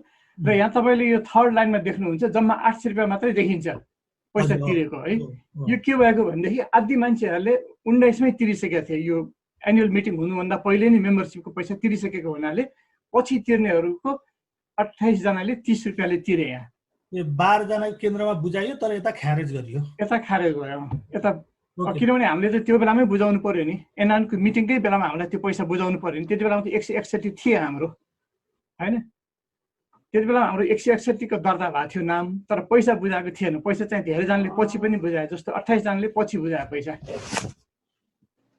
यो चाहिँ मैले लिइसकेपछि मेरो दोस्रो कार्यकालमा आएको पैसा भयो। यो चाहिँ 840 रुपियाँ चाहिँ। अनि 3,900 चाहिँ यो माथि मेम्बरसिपबाट उठेको पैसा भयो। प्रमोद, यो 840 यो मेम्बरको पैसा हो? यो मेम्बरको पैसा 19-21 को मेम्बर, तर 28 जनाको मात्र। त्यसैले मैले 28 टाइम्स 30 लेखेको छ ब्र्याकेटमा। अघि हाम्रो चाहिँ पछि दिए क्या। 2टा लट भयो। पहिलो लटमा आदि मान्छेहरूले पैसा दिइसकेका थिए, त्यो चाहिँ यो 10,092 मै गयो, ती नै इन्क्लुड भयो। अनि त्यसपछि नदिएको मान्छेहरू बाँकी थिए 28 जना प्लस 12 जना अहिलेसम्म नदिएको, त्यो सबै हिसाब गऱ्यो नि 40 जना थिए नदिएका। 40 जना मध्ये 28 जनाले दिए। 28 जनाको 30 रुपियाँले 840 रुपियाँ आयो फेरि मलाई, अनि त्यो मैले यहाँ जोडेँ र बाँकी 12 जनाको आएन। त्यसैले हाम्रो अहिले पैसा तिरेका मेम्बरहरू 149 जना हुनुहुन्छ। उसले त अघि डिआरसीले भन्नुभएको कुरा ठिकै रहेछ, खुबै आए 1000 फ्र्याङ्क यहाँ 840। तर टोटल पैसा आएको चाहिँ 149 जनाले 30 रुपियाँले 4,470 रुपियाँ तिरेको छ टोटल। किनभने यो 10,092 मा पहिले नै आइसकेको छ बाँकी मान्छेहरूको पैसा चाहिँ। कुरा बुझ्नु, 2 लट भयो। किनभने जुन दिन यो एनुअल मिटिङ भयो नि लास्ट इयर 19 मा, त्यो एनुअल मिटिङको बेला भन्दा पहिले नै मान्छेहरूले पैसा तिरिसकेका थिए। तिनीहरू चाहिँ यो 10,092 मा गयो, इन्क्लुड भयो त्यसैमा बाँकीको। अनि बाँकी नतिर्ने 40 जना मध्ये 12 जनाले तिरेनन् र 28 जनाको पैसा चाहिँ 840 रुपियाँ आएको यसमा देखाएको। फेरि पछि आएको पैसा यो दोस्रो कार्यकालमा आएको भन्नुहोस्। तर जम्मा मेम्बर 149 जना 30 रुपियाँ बुझाएर उसमा 4,470 रुपियाँ आएको छ। त्यो चाहिँ त्यो 30 फ्र्याङ्कको दरले हो। 30 फ्र्याङ्कको दरले जम्मा 149 ले तिरे 4,470। त्यो 4,470 दुईटा लटमा आयो। एउटा चाहिँ एनुअल मिटिङ हुनुभन्दा पहिले नै मान्छेहरूले बुझाइसकेका थिए, त्यो चाहिँ यो 10,092 मा गयो। बाँकी नतिरेको 40 जनाको पैसा चाहिँ 12 जनाले तिरेन, 28 जनाले तिरेको चाहिँ 840 रुपियाँ भयो। त्यसरी हिसाब राखेँ मैले। एकदम perfect, very good Pramod, excellent. अनि यो सबै हाम्रो खर्च भएको, जस्तो अब एनआरसी मेम्बरसिप भयो होइन, जस्तो यो नेपालमा बुझाएको भूमि भाइले बुझाएको यो 805 रुपियाँ हामीले नेपालमा बुझाएको पैसा यो मेम्बरसिपको लागि हरेक मान्छेको $5 बुझाउने के हिसाब थियो है, त्यो अनुसारले बुझाएको यो पैसा। भूमि गुरुङले नेपालमा बुझाएको पैसा मैले भूमिजीलाई चाहिँ रिकभर गर्दै यहाँ रिएम्बर्स गर्दै यहाँनिर। अनि यो दसैँको पार्टीको भयो होइन, त्यसपछि हामीले एउटा प्रोजेक्टर किनेका छौँ आफूलाई, यो प्रोग्राम गर्न सधैँ प्रब्लम हुन्छ भनेर, त्यो प्रोजेक्टर हामीसँगै छ। अनि त्यसपछि यो सिङ्गरलाई हामीले पैसा दिएका थियौँ। यो सबै पैसा दिएको डिटेल डिस्क्रिप्सनहरू कसरी खर्च भएको छ भनेर सबै यहाँ दिएको छ मैले, कुन कुन डेटमा भएको छ, कति कति खर्च भएको छ र आएको कति कति, हरियोमा आएको रातोमा काटिएको गरेर अहिले हामीसँग यो पहेँलोमा भएको 11,657 रुपियाँ 42 पैसा छ। यो चाहिँ हाम्रो एनआरएनको मेन एकाउन्टको ऊ हो, बजेट पैसा बाँकी मेन एकाउन्टको यो हो। त्यसपछि अब यहाँ अर्को वुमेन एकाउन्ट छ। वुमेन एकाउन्ट चाहिँ यसपालि अब खास केही पनि काम खास भएन, देख्नुहुन्छ वुमेन एकाउन्ट आएको अब यो है। वुमेन एकाउन्टमा जम्मा 539 रुपियाँ 60 पैसा छ अहिले जम्मा यति पैसा छ। यो यता चाहिँ आएको पैसा हो। यो चाहिँ एनुअल मिटिङ 2019 मा सिरिँदाखेरि 514 रुपियाँ 60 पैसा थियो। त्यसपछि जम्मा 50 रुपियाँ डोनेसन आएको थियो। 75 रुपियाँ चाहिँ यो ब्याङ्क चार्ज तिर्नुपर्छ, हरेक महिना 5 रुपियाँ तिर्नुपर्छ पोस्ट फाइनेन्समा। त्यो चार्जको पैसा हामीले तिर्यौँ 15,75, यहाँ लेखेको छु मैले 15,75 रुपियाँ त्यो काट्यो। त्यसपछि 614 रुपियाँमा 75 घटाएर 539 रुपियाँ 60 पैसा हाम्रो जम्मा बाँकी भयो। वुमेन एकाउन्ट यही हो। अनि मेरो सबै खर्चको विवरण भने एकाउन्टको सम्बन्धी हिसाब चाहिँ मैले पेस गर्नुपर्ने कुराहरू यही नै हो जस्तो लाग्छ मलाई। अरू केही तपाईँहरूको कुरा छ भने भन्नुहोस् यस बारेमा, एकाउन्टको बारेमा।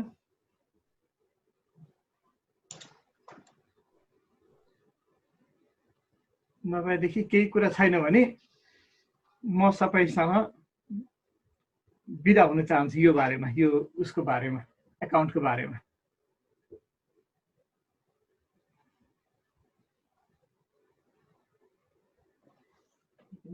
सुनिया छ त?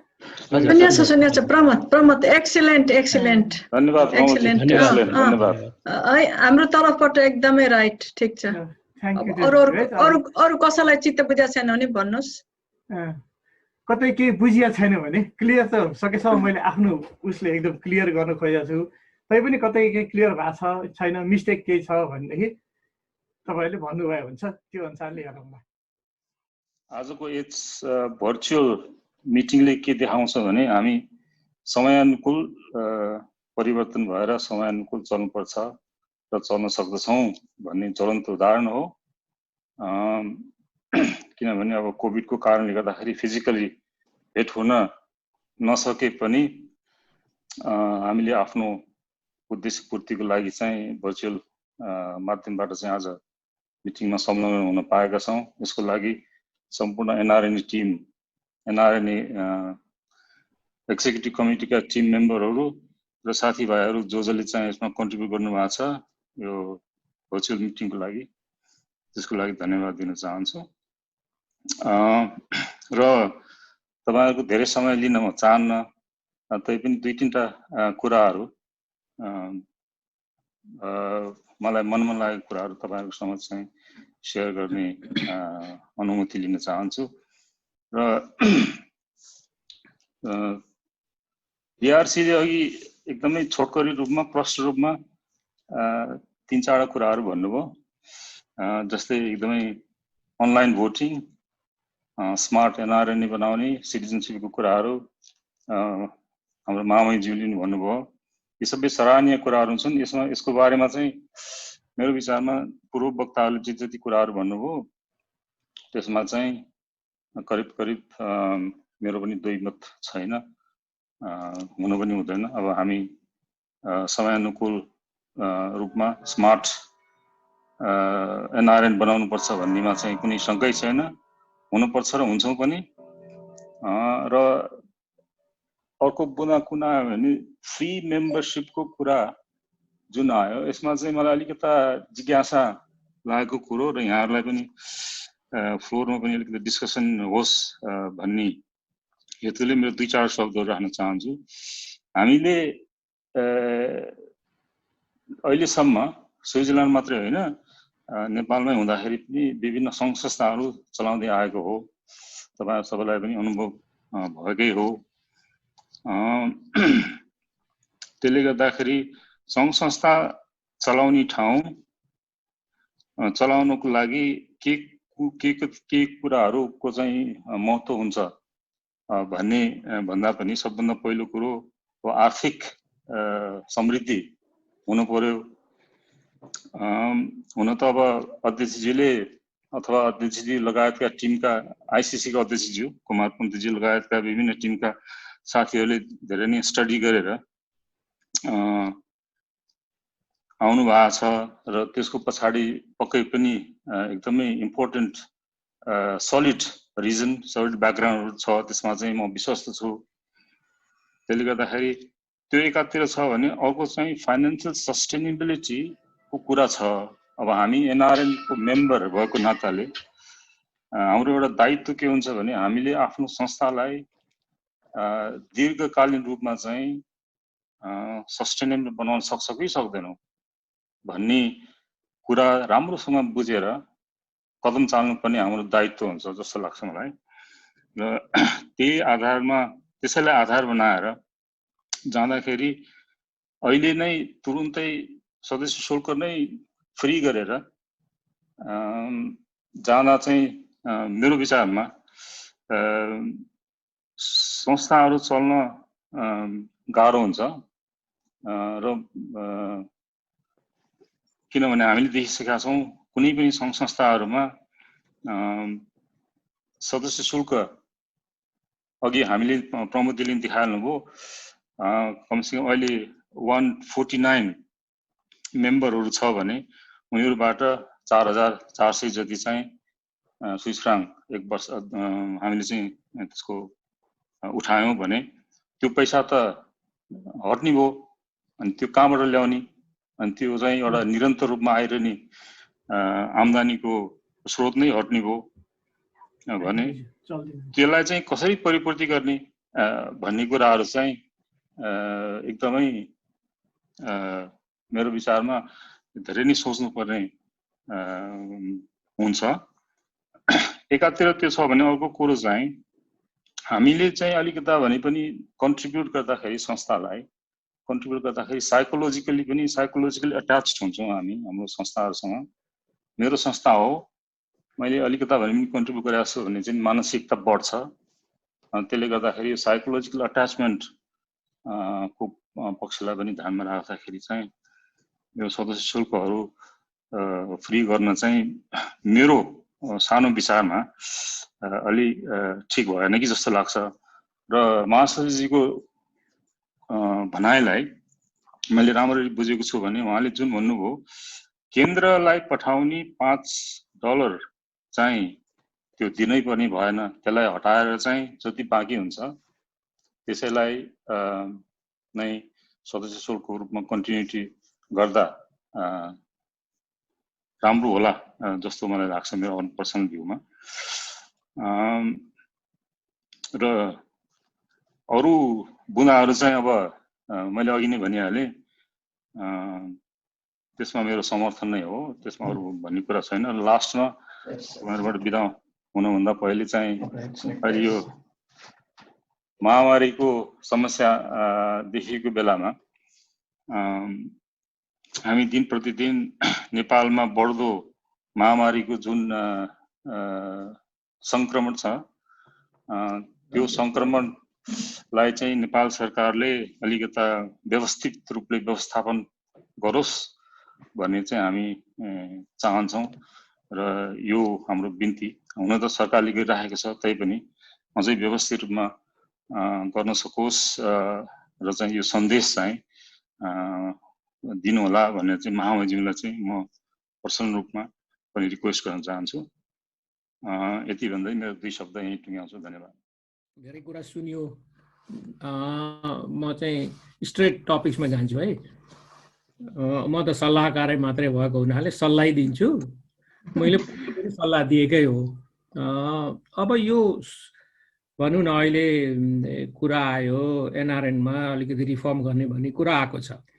यो रिफर्म भन्ने कुरो व्यापक रूपमा चलेको पोहोर काठमाडौँमा भएको लट्ठीबाजीबाट सुरु भएको हो जस्तो लाग्छ मलाई कि। अब पेपरमै त्यही थियो, टेलिभिजनमै त्यही देखियो नेपालमा। अनि हाम्रा एकजना साथीले पनि लट्ठी खाएर आउनुभएको सुनेको छु मैले, बडा दुःख लाग्यो। अब अहिले सुधारमा जुन प्रस्ताव आएको छ त्यसको के सम्बन्ध छ भनेर यसो हेरौँ न। अब सुधार के को लागि, सुधार कहाँबाट होइन? सुधार गर्दाखेरि त्यहाँ भएकोमा एउटा के भयो भने चुनावको गतिविधिमा कुरा नमिलेर पोलिटिसाइज भयो, के ग्रुपिङ भयो भन्ने इत्यादि इत्यादि कुराहरू मेरोमा आए। कति कुरा सत्य छन्, कति कुरा सत्य छैनन्। अब सुधार गर्दा त्यहाँ उठेका कुराहरू अहिले आएको प्रस्तावमा मैले कहीँ पनि देखाएको छैन अघि। त यो अहिले जुन प्रस्ताव आएको सुधार यो के लागि मैले बुझिनँ पहिलो कुरो। अनि त्यो हेर्न म तपाईँहरूलाई अनुरोध गर्छु। अनि समस्या उठेका कुराहरूलाई समाधान गर्न आउनु सुधार राम्रो हो, समस्या नै नउठेका कुराहरू आउनु भन्ने कुरामा त्यसको केही सामसामयिकता देखिन। अनि अहिले प्रमोदजीले भन्नुभएको बजेटमा हेर्नुहोस् एउटा राम्रो आएको छ। अनि शिवजीले दिनुभएको बयानमा यताउति कुरा सुन्छु, केन्द्रमै पैसा पठाउने कुरा बुझिन्छ, नेपालैमा पैसा पठाउने कुरा सुनिन्छ हो कि। यहाँ स्विजरल्यान्डमा बसेका के गर्यौँ हामीले, यहाँका दुःख पनि पाएका छन् साथीहरूले, 1-2 जनाले सुनेको छु मैले। हामीले एनआरएनबाट एनसिसीबाट केही गर्न सकेका छैनौँ भने हामी त एउटा सोसियल अर्गनाइजेसन हौ। खालि फुटबल ब्याडमिन्टन मात्रै खेल्ने होइन, त्यो हाम्रो एउटा एक्टिभिटी हो। That's a very good thing. अहिलेको समस्यामा भइराखेको छैन। अब हामी आफ्नै देशभित्रकालाई हामीले केही एक्टिभिटी दिएर केही दिन सकेनौँ भने त्यसको महत्त्व के हुन्छ? अब म भनौँ न 4-5 वर्षदेखि म यसो बाहिर हेरिराखेको छु। अब घट्दै घट्दै घट्दै 139 भयो, 150 जना पनि छैनौँ अहिले हामी मेम्बरमा। यो किन भयो भनेर हामीले सम्बोधनै गरेका छैनौँ। तर हामी के लागिरहेको छौँ नि, केन्द्रमै पैसा पठाउँ, केन्द्रै बनाऊ भन्नेपट्टि लागेका छौँ। भनेपछि त्यसमा मैले केही तारतम्य देखिनँ। हामी यहाँ आफै बनाऊ र राम्रोबाट सुदृढ भएर अलिकति भएपछि माथि त सघाउन सकिहालिन्थ्यो भन्नेपट्टि हामीले यहाँ कसैले विचार ल्याएको सुनिनँ। अब त्यो साथीहरूलाई म यही कुरा राख्छु, सोच्नुहोस् त्यो पनि। पहिला हामी बलिए हौँ। अनि मेरो त उदाहरण के छ भने जसलाई अहिले एनआरएन भन्ने डेफिनेसन राखेको छ त्यो भइसकेपछि त हामी सबै एनआरएन हो। अब मेम्बरसिप दिनुपर्ने भन्ने कुरा एउटा भलन्टरी कुरा हो, अलिकति मेम्बरसिप चाहिन्छ। अलिकति पहिला त्यो कुरो गरेर मेम्बरसिप कुरो गरेको भएदेखि हामी 2-4 हजार अब यहाँ स्विजरल्यान्डमा सबैबाट आउँथ्यौँ कि भन्ने मलाई लाग्छ। हाम्रो साथीहरू पलायन हुनुभएको यो अलिकति हाम्रो डिस्कनेक्ट भयो। हामी लोकलसँग कनेक्ट छैनौँ। हामी खालि सेन्टरमै गर्छौँ। अनि सुधार पनि के भएको छ भने कुनै सर्वे भएर कुनै रिसर्च भएर आएको सुधार होइन, माथिबाट ल्याएको सुधार हो। अब हाम्रो त के छ भने everything comes from top down. मैले चलाएको संस्था म त जानेको के छ भने जहिले पनि बटम्स अप हुन्थ्यो। खै अब फेरि छौँ हामी नेपाली जे पनि टप डाउनमा आएछौँ। अनि यो पनि सोच्नुहोस् तपाईँहरू कसरी गर्ने हो भन्ने कुरामा, किनभने अहिले यस्तै कुरामा लाग्यो भने अब यो बिस्तारै बिस्तारै यहाँ एनसिसी पनि हराउन बेर लाउँदैन, हामीलाई गाह्रो हुन्छ। किनभने अहिले हामीलाई, मलाई याद छ हाम्रो पोहोर चुनाव हुँदाखेरि हामीले कति गाह्रो हो सबै कार्यकारी साथीहरूमा ल्याउनु पर्दा भन्दा पनि अलिअलि अब एट्र्याक्सन गराउन सोचौँ न, त्यतापट्टि पनि ध्यान दिउँ। अब अहिले मलाई यहाँ धेरै नगरौँ, त्यो कुरा सोच्नलाई मैले साथीभाइहरूले मैले कुरा राखिदिएको छु। अनि अर्को कुरो के भने त्यो तपाईँहरूलाई सबैलाई थाहा होला, मैले एउटा सानो पिस लेखेर तपाईँहरूले सबैले सेयर गरेको छु, सबै एनसिसीका मेम्बरलाई पनि। पोहोर काठमाडौँमा भएको चुनावपछि सुधार कसरी हुनुपर्छ भन्ने कुरामा म त्यही एकपल्ट दोहोऱ्याउँछु। किनभने त्यहाँ सुधार हुँदा मतदान गर्ने प्रक्रियामा गडबडी भएर भएको हो। अब अहिले एनआरएनको सबैलाई फी बिनै गर्दा त्यो मतदानमा र त्यो भोटिङ इलेक्ट्रोनिक गर्दैमा सुधार हुन्छ भन्ने कुरो आउँदैन, प्रोसेस त्यही हो। म दुईवटा उदाहरण दिउँ, मैले त्यो लेखा पनि छ पहिलाको पेपरमा। हामी इन्टरनेसनल ग्लोबल अर्गनाइजेसन भएपछि सबै ठाउँमा एनसिसी भएर हामीले फाइनलमा माथि आइसिसी भनेर आइइएस गरेर लगेका छौँ होइन। अब त्यहाँ डेलिगेट लाने के मतलब? यो चुनावी त होइन, हामी त सोसियल अर्गनाइजेसन, हामी त नेपाल सरकार चलाउने त होइन। यहाँ त के छ भने जति धेरै मेम्बर भयो उति उहाँ भोट पावर भयो, उति भोट पावर भएपछि के भने गुन्डागिरी भयो, गठबन्धन भयो, यो गर्नु हुँदैन भन्ने मेरो भनाइ छ। किनभने हामी सोसियल अर्गनाइजेसन हौँ। हेर्नुहोस्, युनाइटेड नेसन्स भन्ने पनि के हो? हामी 200 देशहरू छौँ, 200 देशको अमेरिकाको पनि एउटै मेम्बर हुन्छ, फ्रान्सको पनि एउटै हुन्छ, स्विजरल्यान्डको पनि एउटै हुन्छ। तर हाम्रोमा के छ भने जुन देशमा नेपालले धेरै मेम्बर बनायो उसै देशको मेम्बर भनेपछि मेम्बर पावर जुन देशको भएपछि अहिले सबभन्दा बेसी हुने अमेरिका हुन् र अस्ट्रेलिया हुन्, उहाँहरूकै धेरै हुन्छ। तपाईँ हामी सानो भनेको त भावै हुँदैन, कसैले सुन्दा नि सुन्दैनन्। यो भएन, यसमा समानता भएन, यसमा इक्विटी हुँदैन। त्यसैले गर्दा संस्था चल्दैन। किनभने डेमोक्रेसी भनेकै भोइस नहुनेहरू लोअर भोइसमा हुने पनि। अस्ति नै हेर्नु न, चुनाव हुँदा के भयो? पोहोरको चुनावमा 500 भोटले हारेका छन् अहिलेको ग्रुप र पहिलाको ग्रुपहरूमा। तर अहिले हाम्रो के छ भने बोलीचारी नै छैन। त्यो भएर हाम्रो संस्था बिग्रिनै गएको छ। यो होइन, हामी एकताबद्ध हुनु पर्थ्यो। त्यतापट्टि हाम्रो अहिले एनआरएनले ध्यान दिए जस्तो चाहिँ मलाई लागेको छैन। अनि अब तपाईँहरूलाई मैले सल्लाह के दिने, अब चुनाव गर्ने हो भने युएन सिस्टम चाहिँ एक देश एक भोट हुनुपर्छ। यो आइसिसीको केही महत्त्व देख्दिनँ म। किनभने आइसिसी डुइङ वाट? कसैलाई मलाई भन्नुहोस् आइसिसीले के डेलिभरी गरेको छ? होइन, आइसिसी एउटा रिप्रेजेन्ट, तपाईँ हामी जहाँ एनसिसीको अध्यक्ष छ उही नै एकै ठाउँको मेम्बर भइहाल्ने कुरो हो। जो माथि जुन एउटा अर्गनाइजेसन छ आइइएस भन्ने कुरो एउटा कार्यकारी छ, त्यो उहाँहरूले हामीहरूको रिप्रेजेन्ट गर्नुपर्ने हो। तर यहाँ के भइरहेको छ भने हामी त उहाँहरूलाई नै समर्थन गरिराखेका छौँ अनि उहाँहरू सम्बन्ध गर्नु। अनि आइएम लिटल बिट लस्ट। यो युनाइटेड नेसन्स अफ एनआरएन जस्तो भयो, तर युएनमा भएको काम जस्तो पनि भएन भन्छु म। युएनमा के हुन्छ भने जब जेनरल एसेम्ब्लीमा प्रत्येक मेम्बरको एउटाले जे रिजोल्युसन गर्छ त्यहाँ भएको कार्यकारी युनिट युएन सेक्रेटेरिएटले त्यसको कामको फलोअप गर्छ। हाम्रो चाहिँ के छ भने एनआरएन आइइसीले गरेको कुरा हामीले फलोअप गर्नुपर्छ। तर त्यसको के भने जुरिसडिक्सनको कुरा पनि आउँछ। किनभने हामी प्रत्येक देशमा हामी संस्था गठन गर्दा हाम्रो त्यही देशमा रजिस्ट्रेसन हुन्छ, कानुनले पनि हामीलाई त्यो गरेको छैन। तर हाम्रो के हो भने हामी नेपालमा केही गरौँ, हाम्रो के गरौँ भनेर हामीले आइएस गठन गरेका। त्यहाँ के छ भने ओभरल्यापिङ भइराखेको फङ्सनमा कन्फ्युजन छ। एउटा पावर स्ट्रक्चरको कुरो आयो अनि खालि पैसाको बिल्ड गर्ने कुरा आयो। अलिकति हाम्रो ओरिएन्टेसन ठिक भएन नि। किनभने अघि भाइले भन्नुभयो नि, कृष्ण भाइले, अब हामी यहाँ धेरै पैसावाला छैनौँ अनि हाम्रो त केही चल्दैन नि, किन हामी पैसा दिन सक्दैनौँ। अब 800 स्विस फ्र्याङ्क लागेर चाहियो किन पैसा दिनु पर्यो भोट लिनलाई? I never understand. होइन, एउटा सोसियल संस्थामा संस्था चलाउने त हामीले यो संस्था यहाँ छ भने अलिकति दिउँ भन्नु पर्यो, प्रत्येक ठाउँमा पैसा हाल्नुपर्छ। गर्दा हामीले यहाँ केपेबल मान्छेहरू अहिले हामीले पठाउनु पनि सक्ने स्थिति छैन क्या। यो अलिकति यी कुराहरू बेसिक कुराहरू हामीले हेर्नु पर्थ्यो भन्ने जस्तो लाग्छ। अब त्यो भन्न खोजेको मैले के भने अब एनआरएन क्रिएसन भइसकेको 12-13 वर्ष भइसक्यो, हामी त्यही उसैमा घुमिराखेका छौँ।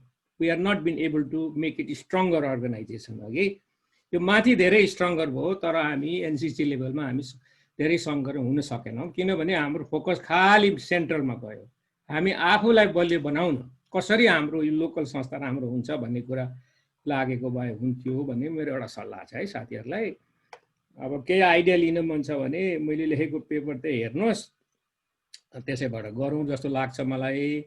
अब धेरै कुराहरू छन्, अहिले नगरौँ, म चाहिँ पछि बाइल्याटरल कुरा गरौँ ल, अहिले धेरै तपाईँहरूको टाइम नलिउँ। अनि तर के भने बेसिक कुरामा फङ्सन गरौँ न, किनभने त दुईवटा कुरा सोचेर गर्नुहोस् है। सुधार किन चाहियो, सुधार कसका लागि चाहियो, यो दुईवटा कुरा हेरेर गरियो भने हामी सही मात्रामा पुग्छौँ अहिले। अघि सुधार सुनसुकै ठाउँमा पनि के हुन्छ भने तलैबाट हुन्छ, बेसिक लेभलमा, हाई लेभलबाट आउँदैन। हामीले कुरा उठाएर लानुपर्छ। अब अहिले के भइराखेको छ भनेदेखि मेम्बरसिप फ्री गरिदिएपछि सबै सुधार हुन्छ भन्ने भयो। इलेक्ट्रोनिक भोट गरिदिन्छ भनेपछि के 7 लाख 8 लाखहरूको भोटै गरेपछि it doesn't make any sense.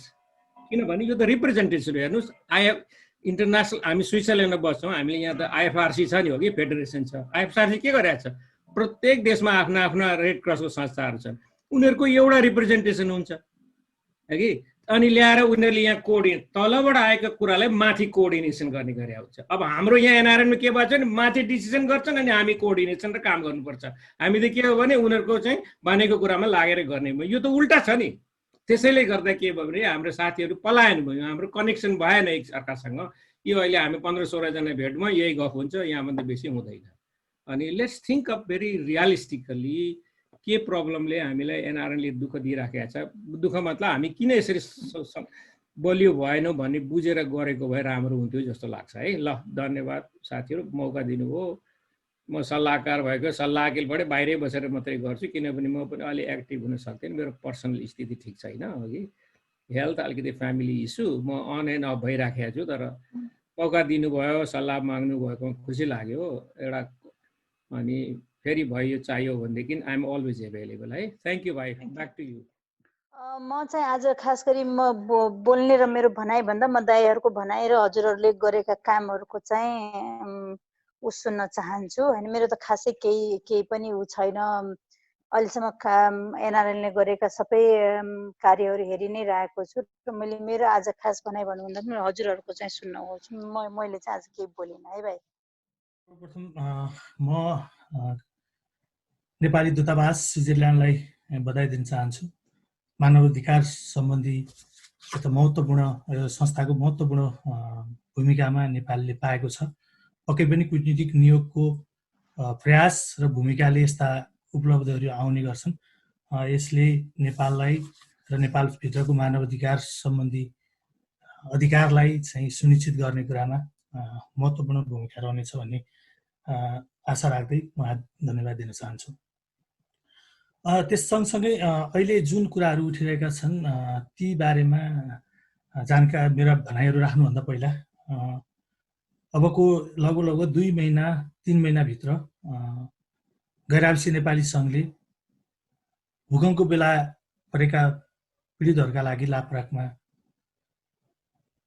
सुरु गरेको भवन निर्माण, घरहरू निर्माणको लगभग 2 महिनाभित्र अब अन्तिम चरणमा पुगेको छ। केही घरहरू अन्तिम चरणमा पुगेको छ। त्यहाँ चाहिँ गैर-आवासीय नेपालीहरूको, स्विजरल्यान्डवासी गैर-आवासीय नेपालीहरूको एउटा पहलले, आदरणीय प्रितम दाई यहीँ हुनुहुन्छ, शुभा दिदी हुनुहुन्छ, भूमि दाई हुनुहुन्छ, प्रयासले हामीले लगभग 80 लाखभन्दा बढी नेपाली रुपियाँ हामी त्यहाँ हस्तान्तरण गरेका थियौँ र त्यति बेला तत्कालीन अध्यक्ष अहिलेका प्रमुख संरक्षक शेष कलेज्यूको उपस्थितिमा सम्पूर्ण स्विसवासी नेपालीहरूको पहिचान देखिने गरी, त्यहाँ हाम्रो उपस्थित देखिने गरी चाहिँ त्यहाँ चाहिँ राख्नुपर्छ भनेर हामीले माग पनि गरेका थियौँ र अहिलेका अध्यक्षज्यू त्यति बेला उपस्थित पनि हुनुहुन्थ्यो रकम हस्तान्तरणमा। त्यसमा चाहिँ प्रितम दाईले पनि पहल गरिराख्नु भएको छ र मैले पनि पहल गरिरहेको छु र त्यसमा हामी जाँदाखेरि कमसेकम स्विसवासी नेपालीहरूले हामीले सहयोग गरेका रहेछौँ है भन्ने वातावरण एउटा देखिने चाहिँ प्रयास भएको छ। त्यसमा अलिकति टेक्निकल समस्याहरू देखाइएको छ। अब त्यसलाई चाहिँ अझै पनि अब भूमि दाई पनि हुनुहुन्छ आइसिसीमा, प्रितम दाई लागिराख्नु भएको छ। हामी पक्कै पनि त्यसलाई चाहिँ कमसेकम हामीले गरेको सहयोग हामी जाँदै गर्दाखेरि यो बेलामा हामीले गरेका रहेछौँ भन्ने खालको एउटा उपस्थिति रहने वातावरण हुँदैछ, त्यो जानकारी गराउन चाहन्छु। अहिले जुन गैर-आवासीय नेपाली सङ्घको यो 17 वर्षीय अभियानसँगै चाहिँ तपाईँ हामीमा एउटा रूपान्तरणको आवश्यकता देखिएको छ। त्यो निश्चय पनि हो। हिजोका भएका राम्रा कामहरू पनि भएका छन् र ती नराम्रा कामहरूले बढी प्राथमिकता पाउँदै गर्दाखेरि अहिले गैर आवासीय नेपाली सङ्घ कुन अवस्थामा छ, यसलाई कसरी लानुपर्छ भन्ने बारेमा एकदम ठुलो छलफल चलिरहेको छ। अघि केदार दाइले जोड्नु भएको कुरासँग म एकदमै सहमत छु। यो किन र कसका लागि गरिँदैछ भन्ने कुरा निश्चय पनि गैर आवासीय नेपालीहरूका लागि गरिँदैछ। जुन कुराहरू उठेका छन् अहिले फ्री सदस्यता, अनलाइन भोटिङ, डेलिगेट्सको व्यवस्था, अघि डिआरसीज्यूले छुटाउनु भयो डेलिगेट्स, र तपाईँको स्मार्ट एनआरएन ले एनआरएनको रूपान्तरण गर्न सकिन्छ भनेर अहिलेको नेतृत्व, म पनि त्यो कार्य समितिभित्र छु भन्नाले अहिलेको कार्य समितिले छलफलको लागि लिएर आएको अवस्था हो।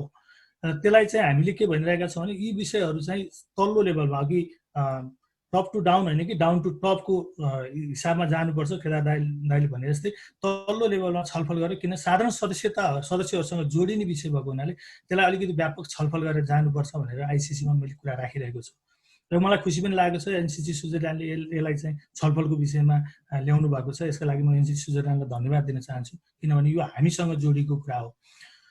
र अर्को कुरा, यी कुराहरूले रूपान्तरण केही हदसम्म गर्छ, तर यसमा मेरो पनि सहमत छ। तर यसलाई व्यवस्थापन कसरी गर्ने, यसले पार्ने दीर्घकालीन असरहरू के हुन् भन्ने राम्रा पक्षहरूलाई मात्रै हामीले नहेरेर यसका खराब पक्षहरूलाई पनि हेरेर चाहिँ भोलि यसले पार्ने असरलाई पनि अहिलेदेखि सोचेर जान सकियो भने एनआरएनको रूपान्तरणको केही हदसम्म हामी सफल भइन्छ कि भन्ने मेरो धारणा हो।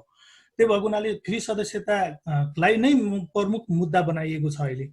तर मैले पटक पटक फोरमहरूमा पनि भन्ने गरेको छु, यी चारवटा कुराहरू, फ्री सदस्यता, स्मार्ट एनआरएन, अनलाइन भोटिङ र डेलिगेट्स, यी चारवटै कुराहरू प्याकेज हुन्। एउटा सफल हुँदै गर्दा अर्को असफल भयो भने त्यसले अर्थ राख्दैन।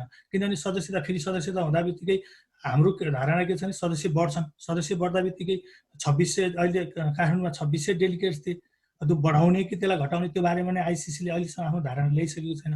अनलाइन भोटिङको कुरा भयो, अनलाइन चाहिँ भएका जति सबै सदस्यले अनलाइन भोटिङ गर्न पाउने व्यवस्था हुने हो कि, अथवा नेपालमै गएर चाहिँ अनलाइन भोटिङ गर्ने हो कि होइन, ती कुराहरूका बारेमा पनि अलिकति छलफल गरेर जान जरुरी छ।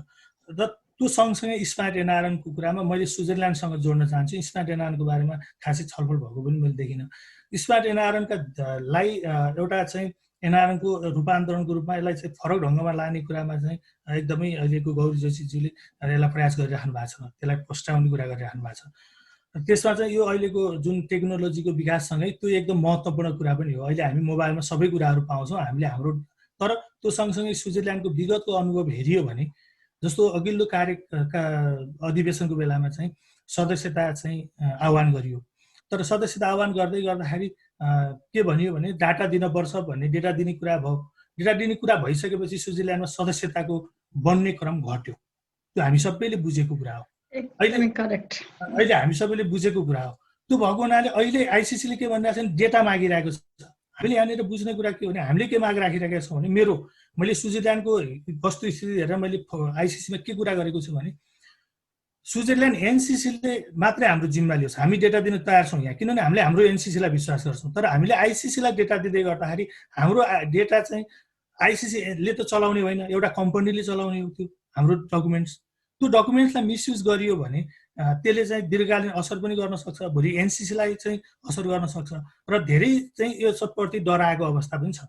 यसमा चाहिँ एनसिसीका साथीहरूले छलफल गरेर यसलाई अलिकति महत्त्वपूर्ण रूपमा लिएर आइसिसीको फोरममा हामी पनि उठाउँछौँ, तपाईँहरूले पनि उठाइदिनु भयो भने कमसेकम अर्को अधिवेशन आउँदै गर्दाखेरि स्विजरल्यान्डका नेपालीहरू, दाजुभाइ दिदीबहिनीहरू सदस्य बन्न डराउन नपर्ने अवस्था सिर्जना गर्न सकिन्छ जस्तो मलाई लाग्छ। म अनुरोध गर्न चाहन्छु। अर्को कुरा, अनलाइन भोटिङ एकदमै राम्रो कुरा। अहिले टेक्नोलोजी छ, अमेरिकाले अनलाइन भोटिङ गरेर अधिवेशन गर्यो, अस्ट्रेलियाले गर्यो होइन। अब त्यो स्विजरल्यान्डमा गर्ने कुरा आइसिसीले दिन्छु भनिरहेको छ, हामीले यसलाई चाहिँ अन्यथा लिने कुरा पनि भएन। एकदम राम्रो कुरा हो, यो जरुरी पनि छ, यसले खर्च पनि कम गर्छ। तर यसलाई व्यवस्थापन गर्ने, यसको विश्वसनीयताको कुरामा चाहिँ हामीले छलफल गर्न जरुरी छ। भोलि यसले पार्ने, अहिले जस्तै काठमाडौँमा चाहिँ यत्रो कुराहरू हुँदै गर्दा हामीले फिङ्गर प्रिन्ट दिँदा 3 घण्टा लाइनमा बसेर सदस्य बन्दा, फोटो खिच्दा त धाँधली भयो भन्ने कुराहरू आइरहेछन् भने भोलि थर्ड पार्टीले चाहिँ यसलाई जिम्मा लिँदाखेरि यसको विश्वसनीयताको कुरामा पनि हामीले ध्यान दिन जरुरी छ भन्ने मलाई लाग्छ। अनि अर्को फ्री सदस्यताको कुरामा मैले क्लियरली मेरो धारणा मैले आइसिसीमा राखेको छु, र एनसिसी, यहाँको एनसिसीका साथीहरूले नेतृत्वले फ्री सदस्य बनाउँदा एनसिसी चलाउन सकिन्छ भन्ने तपाईँहरूलाई लाग्छ भने म एउटा साधारण सदस्यको हैसियतले म खुसी हुन्छु। मलाई त्यसले कुनै अर्थ फरक पार्दैन। तर म 2 कार्यकाल चाहिँ एनसीसी भित्र बसेर काम गरेको हिसाबले चाहिँ मैले म एउटा साधारण आइसिसी सदस्यको हैसियतले होइन कि एउटा साधारण पञ्जीकृत सदस्यको हैसियतले म के भन्न चाहन्छु भने हामी 2 कार्यकालमा मैले गरेको अनुभव 90% हाम्रा कार्यक्रमहरू घाटामा जान्थे। हामी कार्य समितिका साथीहरूले पैसा खल्टीबाट हालेर त्यसलाई पूर्ति गर्थ्यौँ। एकदमै करेक्ट। त्यो अवस्था छ, अहिले पनि छ होला मलाई जहाँसम्म लाग्छ। तपाईँहरू अहिले पनि त्यही गर्नुहुन्छ अहिलेको कार्य समितिमा। त्यो भएको हुनाले हामी यी कुराहरूलाई पनि सोच्न स्विजरल्यान्डको हो। फेरि सदस्यता भयो भने सदस्य बढी बन्न सक्छन्। हामीले चाहिँ आइसिसीले भनेको कुरा हामीले मान्यौँ भन्न सक्छौँ। तर हामी स्विजरल्यान्डले के गर्ने त? आइसिसी एनसिसीको अवस्था भोलि अर्को 1 वर्षपछि त होइन गलत गरिएछ, फेरि होइन पैसा उठाउनु पर्यो भन्दै गर्दा अहिलेको नेतृत्वले त्यो जिम्मा लिन सक्ने आँट गर्नुभयो भने तपाईँले राखेको कुरामा मेरो पनि सहमत हुन्छ। किनभने अहिले आइसिसीले कुमार पन्तज्यू, महेश श्रेष्ठ, हेमराजजीहरूले जुन प्रस्ताव ल्याउनु भएको छ त्यो हाम्रो पनि हो। म पनि आइसिसी सदस्य भएको हुनाले मेरो पनि त्यसमा जिम्मेवारी रहन्छ। त्यसै एनसिसीभित्र गर्ने निर्णयलाई चाहिँ एनसिसीको नेतृत्वले चाहिँ यसलाई चाहिँ सोच्नुहोस्, विचार गर्नुहोस् अझै पनि। किनभने यो छलफलको विषयमा चाहिँ हामी छलफल गरौँ। यो अहिले अहिले भर्खरै हामीले गर्दा बित्तिकै फेरि सदस्यता हुने पनि होइन, नहुने पनि होइन। किनभने यो साधारण सभाले पास गर्ने कुरा हो। केन्द्रीय अध्यक्ष कुमार पन्तज्यूले आह्वान पनि गर्नुभएको छ, मैले चलाएको फोरममा पनि उहाँले भन्नुभएको छ यसलाई छलफल गरौँ, यसलाई यसका खराब पक्षहरूलाई पनि हेरौँ भन्ने कुरा हो। त्यही भएर फेरि सदस्यताको बारेमा अघि पितुन दाई र केदार दाईसँग म सहमत हुँदै हामीले यसलाई सोचौँ। हामीले आइसिसीले हामीलाई पैसा चाहिन्न भन्छ भने हामी नदिउँ, हामीलाई एकदम राम्रो कुरा हो। त्योभन्दा खुसीको कुरा केही पनि हुँदैन। तर यहाँभित्र हामीले संस्था चलाउँदाखेरि एउटा कुरा हामीले के नबिर्स्यौँ भने कुनै कुरा नेपालमा समस्या पर्यो भने सहयोग उठाउन सजिलो छ। स्विजरल्यान्डको नेपालीहरूले एकदम सहयोग गर्नुभएको छ। तर संस्था चलाउने कुरामा चाहिँ सहयोग माग्दै गर्दाखेरि त्यति बेला चाहिँ अलिकति गाह्रो हुन सक्छ भन्ने मलाई लाग्छ। मेरो अनुभव हो, म यो कार्य पहिला बसेको अनुभव हो। दोस्रो कुरा चाहिँ महेश श्रेष्ठज्यूले एउटा चाहिँ तपाईँ हामी सबैलाई कन्सेप्ट पठाउनु भएको छ एनसिसी कसरी चल्छ त भनेर। त्यहाँ तपाईँहरूलाई पठाउनु भएको छ जस्तो अनलाइन के अरे हामी वेबसाइट हामी बनाइदिन्छौँ, अनलाइन भोटिङको व्यवस्था हामी गरिदिन्छौँ। तपाईँहरूले चाहिँ लेबी उठाउनुहोस्, विज्ञापन खोज्नुहोस्, एडभर्टाइज खोज्नुहोस्, अनि तपाईँको डोनेसन खोज्नुहोस् भन्नुभएको छ।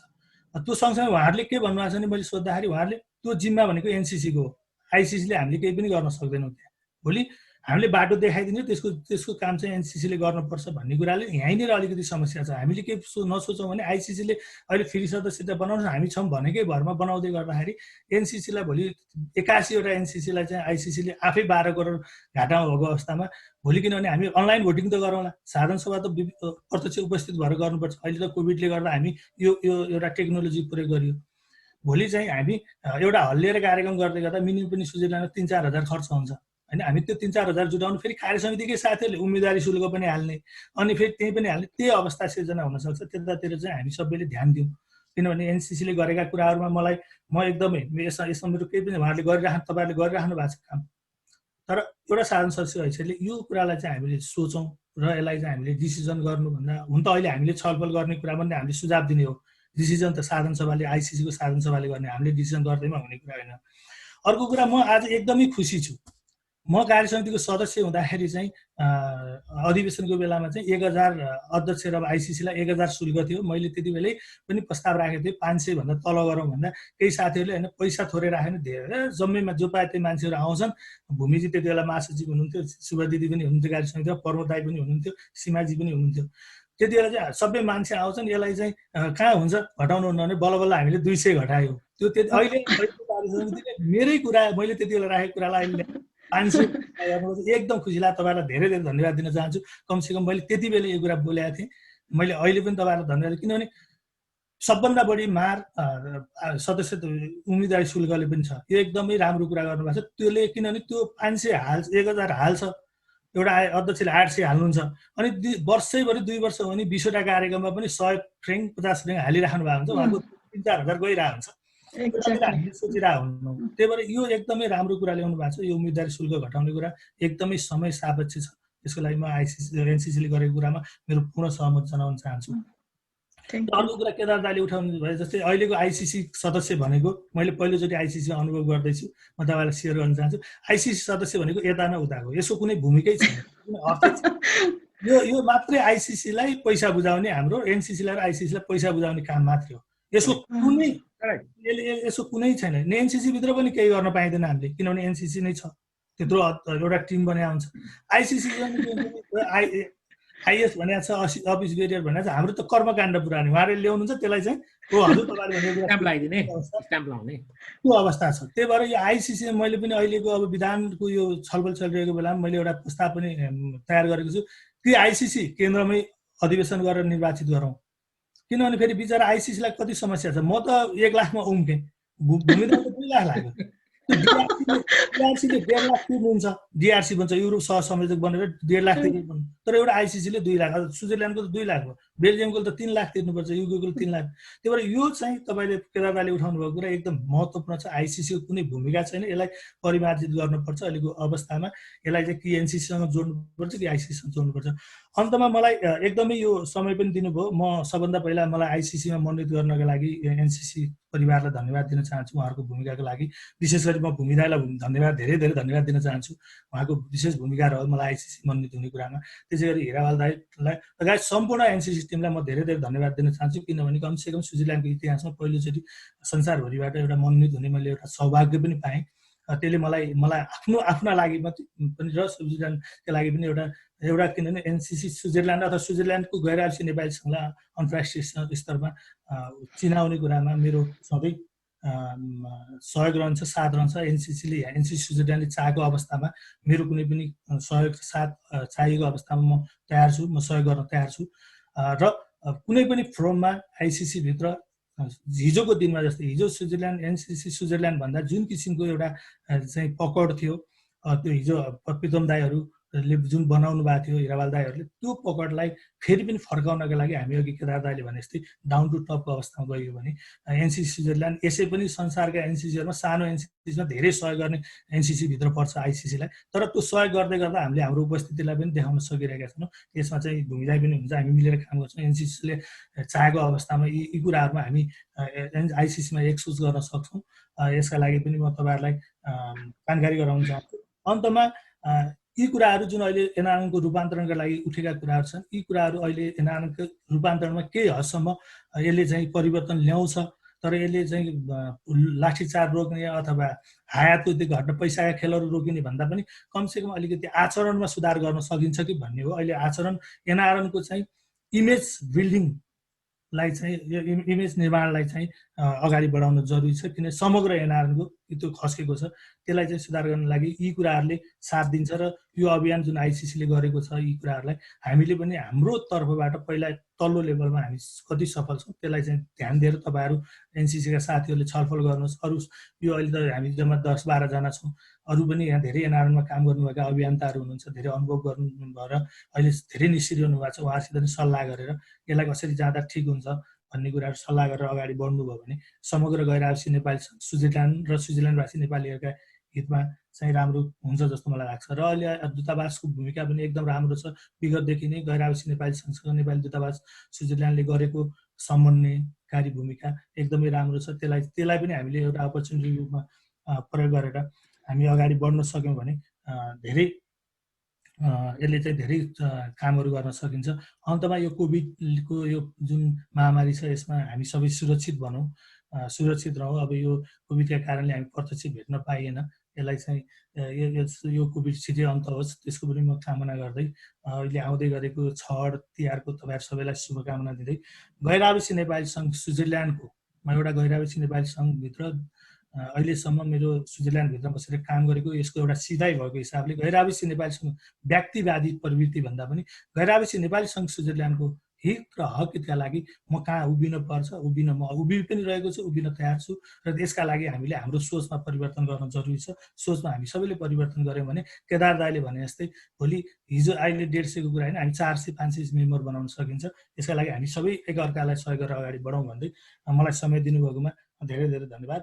मेरो भनाइ अन्त गर्न चाहन्छु। फेरि एकचोटि डिसेम्बरतिर सकभर यसै गरी भर्चुअल रूपमा मिटिङ राखेर अनि त्यही मिटिङबाट चाहिँ त्यसलाई चाहिँ हाम्रो विशेष साधारण सभामा भनेर नाम दिएर, किनभने अब यो लिगालिटी पुरा गर्नुपर्ने हुन्छ, त्यसलाई पुरा गरेर चाहिँ यो निर्णयहरूलाई चाहिँ अगाडि बढाउँला नि त। र यसका साथै अब आजको यस कार्यक्रमलाई चाहिँ विसर्जन गरिदिनु हुन र आफ्ना आजको कार्यक्रमको समीक्षा सहित यो कार्यक्रमको विसर्जन गरिदिनु हुन यस कार्यक्रमको अध्यक्षता गरिरहनुभएका र हाम्रा गैर आवासीय नेपाली सङ्घ स्विजरल्यान्डका अध्यक्ष श्री शिव कुमार सुब्बाज्यूलाई हार्दिक अनुरोध गर्दछु भन्दै म तपाईँहरूबाट बिदा पनि हुन्छु। धन्यवाद। नमस्ते। अब यसमा लगभग प्रमुख अतिथिका रूपमा महामहिम राजदूतज्यू त हुनुहुन्न, तैपनि उहाँले कुरा राखिदिनु भएकोमा हामी आभार प्रकट गर्न चाहन्छु। त्यस्तै अतिथि उपसंयोजक युरोपका मुक्त गुरुङज्यू पनि हुनुहुन्न, उहाँ पनि गइसक्नुभयो। र श्री भूमिराज गुरुङज्यू केन्द्रबाट मनोनित आइसिसी गुणराज शर्माज्यू, संस्थाका संस्थापक अध्यक्ष सञ्जय मुर्दरीज्यू, भूतपूर्व आइसिसी सदस्य प्रितम दाई, हाम्रो सल्लाहकार केदार नेउपाने दाई, हाम्रा भूतपूर्व उपाध्यक्ष सीमाज्यू प्रमोद दाई लगायत सम्पूर्णमा मेरो हार्दिक अभिवादन। यहाँहरू अब आजको यो डिस्कसन अति नै अलिकति लामो चाहिँ भयो, तर एकदमै राम्रो डिस्कसन भएर तपाईँहरूको राय पनि सुन्ने मौका पाएँ मैले। र अब अस्ति हामीहरू केन्द्रमा पनि यो कुरोको एकदमै छलफलको विषयमै रहेको छ। मेन कुरो त अब सबै कुरोहरू त अरू भन्नु पर्दाखेरि हामीले यहाँ राखेको बुदाहरूमा उम्मेदवारी शुल्क घटाउने, अनलाइन भोटिङ, नेपाली नागरिकता सम्बन्धित अब मैले भन्नै परेन, आइसिसी सदस्यज्यूहरूले अझ मभन्दा राम्रोसँगले भनिसक्नुभयो, त्यसलाई दोहोऱ्याउनु पनि परेन। र अब उम्मेदवारी शुल्क घटाउने पनि हाम्रो बोर्ड मेम्बरको तर्फबाट हामी तयारी भएर नै आएर नै यहाँहरू समक्ष पेश गऱ्यौँ। र अब तपाईँहरूको राय र सल्लाह अनुसार नै हामी फेरि पनि सम्पूर्ण सदस्यहरू माझ जाने नै छौँ र राय सल्लाह बुझेर मात्र हामीले त्यसलाई निर्णय गर्नेछौँ। र अनलाइन भोटिङ र स्मार्ट एनआरएनको पनि अब ठुलो इस्यु रहेन। अब खास अब अहिलेको सबभन्दा ठुलो इस्यु भनेको नै निशुल्क सदस्यता घटाउने र अब यसलाई हाम्रो यो एनआरएन स्विजरल्यान्ड कसरी चल्छ भन्ने विकल्पको कुरो रह्यो। यसमा चाहिँ अलिकति ठुलो नै अहिले पनि निकै लामो नै डिस्कसन भएको छ। यसमा मेरो धारणा पनि त्यही हो। म पनि कस्तो भने अस्ति मैले केन्द्रमा पनि केन्द्रबाट आएको प्रस्ताव भएको कारणले तपाईँहरू माझ हामीले ल्यायौँ। र अब अस्ति मैले केन्द्रमा पनि त्यो भने र अहिले पनि म त्यही दोहोऱ्याउन चाहन्छु त्यही कुरालाई। कस्तो भने हाम्रो मेन आय स्रोत भनेको नै अरू देशको त भन्दा पनि हाम्रो त प्रति व्यक्ति 30 फ्र्याङ्क तिर्न पर्ने हुन्छ। अनि यो त एकदमै ठुलो छ रकम त। अनि हामीले अब यसबाट नै निशुल्क गरायौँ भने त फेरि हामी कसरी चल्ने, यो पनि गाह्रो हुन्छ एक पक्षमा हेर्ने हो भने। तर फेरि अब अर्को पक्षमा हेर्ने हो भने चाहिँ अब अहिले अब विभिन्न यो चुनावमा भोटको किनमेल जस्ता क्रियाकलापहरू, त्यस्तो विकृतिहरूलाई केही कम गर्न सकिन्छ कि भन्ने पनि मेरो धारणा भएको हुनाले अलिकति अब यो चाहिँ छलफलकै विषय रह्यो र आज पनि एकदमै लामो समय लियो यसले। र अब यसलाई अवश्य पनि अर्को छलफल यो एउटा दुईटा बुदाहरूलाई चाहिँ अब जस्तै निशुल्क सदस्यता पश्चात एनसिसीको सञ्चालनको वैकल्पिक यो बुदालाई चाहिँ हामीले अर्को फेरि पनि सम्पूर्णलाई निमन्त्रणा गर्ने र सम्पूर्णलाई अब एउटा समयभित्रमा खबर गरेर अनि त्यहाँबाट मात्र हामी अगाडि बढ्ने पनि जानकारी गराउन चाहन्छु। अनि अब त्यसका साथसाथै अब अन्त्यमा अब यस कोभिड-19 को यस महामारीमा पनि यस ऐतिहासिक एवं प्रविधि मैत्री भेलामा उपस्थित भई आफ्ना कुराहरू राखिदिनु भएको फेरि पनि एकपल्ट धन्यवाद भन्दै अब फेरि एउटा सानो जानकारी पनि तपाईँहरूलाई के गराउन चाहन्छु भने हाम्रो गैर आवासीय नेपाली सङ्घले हाम्रो अधिवेशनमा पनि हामीले सबै मान्छेहरूलाई आउनुहोस् हामीसँग काम गर्नुहोस् भनेर अनुरोध गरेकै हो र अहिले पनि गरिराखेको छौँ र भविष्यमा पनि हामीले गर्नेछौँ र हामीले हाम्रो अब सबै कार्य समितिको साथीहरूलाई भयो हरेक प्रत्येक व्यक्तिलाई मैले जो मान्छे पनि मैले भेट्छु उहाँहरूलाई पनि मैले सधैँ अनुरोध नै गरिरहेको हुन्छु आउनुहोस् सहयोग गर्नुहोस् हामीलाई खाँचो छ हाम्रोमा खाली छ अब अहिले आएर हामीले अस्ति भर्खर पनि हामीले अब विधान अनुसार चल्नु पर्ने भएर चाहिँ यो सदस्यता शुल्क कार्य समितिको सदस्यता शुल्क नतिर्नेहरूलाई चाहिँ हामीले बारम्बार मैले व्यक्तिगत रूपमा पनि फोन गरेँ इमेल गरेँ र हामीले अन्तिममा के निर्णय गर्यौँ भने अब एउटा समय पनि तोक्यौँ यो भित्रसम्ममा तपाईँहरूले पैसा बुझाउनु भएन भने स्वतः खारिज हुनुहुन्छ भनेर भन्दा पनि कुनै एउटा जवाफ पनि नआएको हुनाले अहिले अब मैले तपाईँहरू समक्ष के भन्न चाहन्छु भने हाम्रो कार्य समितिमा यतिखेर चाहिँ अब पोस्टहरू खाली छन् उपाध्यक्ष सचिव अनि प्रवक्ता लगायत सदस्यहरू खाली छन् र तपाईँहरूले कुनै एउटा मान्छे इच्छुक हुन्छ काम गर्न हामीसँग इच्छुक हुनुहुन्छ भने हामीलाई रेकमेन्ड गर्नुहोस् हामी अवश्य उहाँहरूसँग कुरा गर्नेछौँ त्यसका अब साथसाथै अब लगभग हाम्रो कुरो त्यही भयो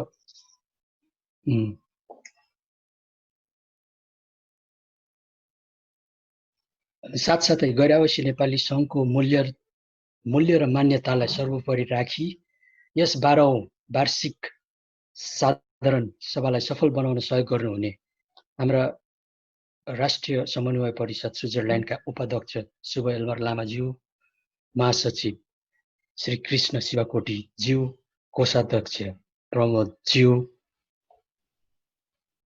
मेरो तर्फबाट उच्च सम्मान साथ हार्दिक आभार पनि प्रकट गर्न चाहन्छु किनभने उहाँहरू नभएको भए सायद यो अहिलेको गैर आवासीय नेपाली सङ्घ स्विजरल्यान्ड चल्ने पनि थिएन भन्दै अब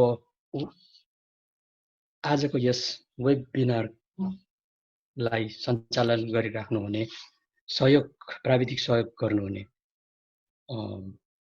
swiss.com का सम्पादक हिरालाल श्रेष्ठज्यू लगायत मिडिया कर्मीज्यूहरूलाई नेपाल swiss.com धन्यवाद दिदी नेपाल swiss.com लगायत swiss.com नेपालका सम्पादकज्यू यहाँ आज उपस्थित त हुनुहुन्न तैपनि धन्यवाद दिन चाहन्छु उहाँले पनि सधैँ हाम्रा कुराहरूलाई स्विजरल्यान्डमा आज सुसूचित गराइराख्नु भएको छ भन्दै अन्त्यमा सम्पूर्णमा यस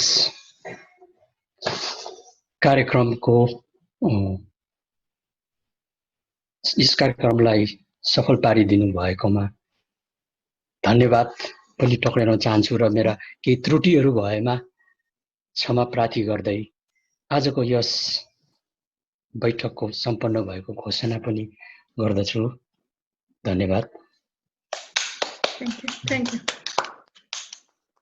you भाइ धन्यवाद शिवजी थ्यांक यू नमस्कार है नमस्कार सबैलाई नमस्कार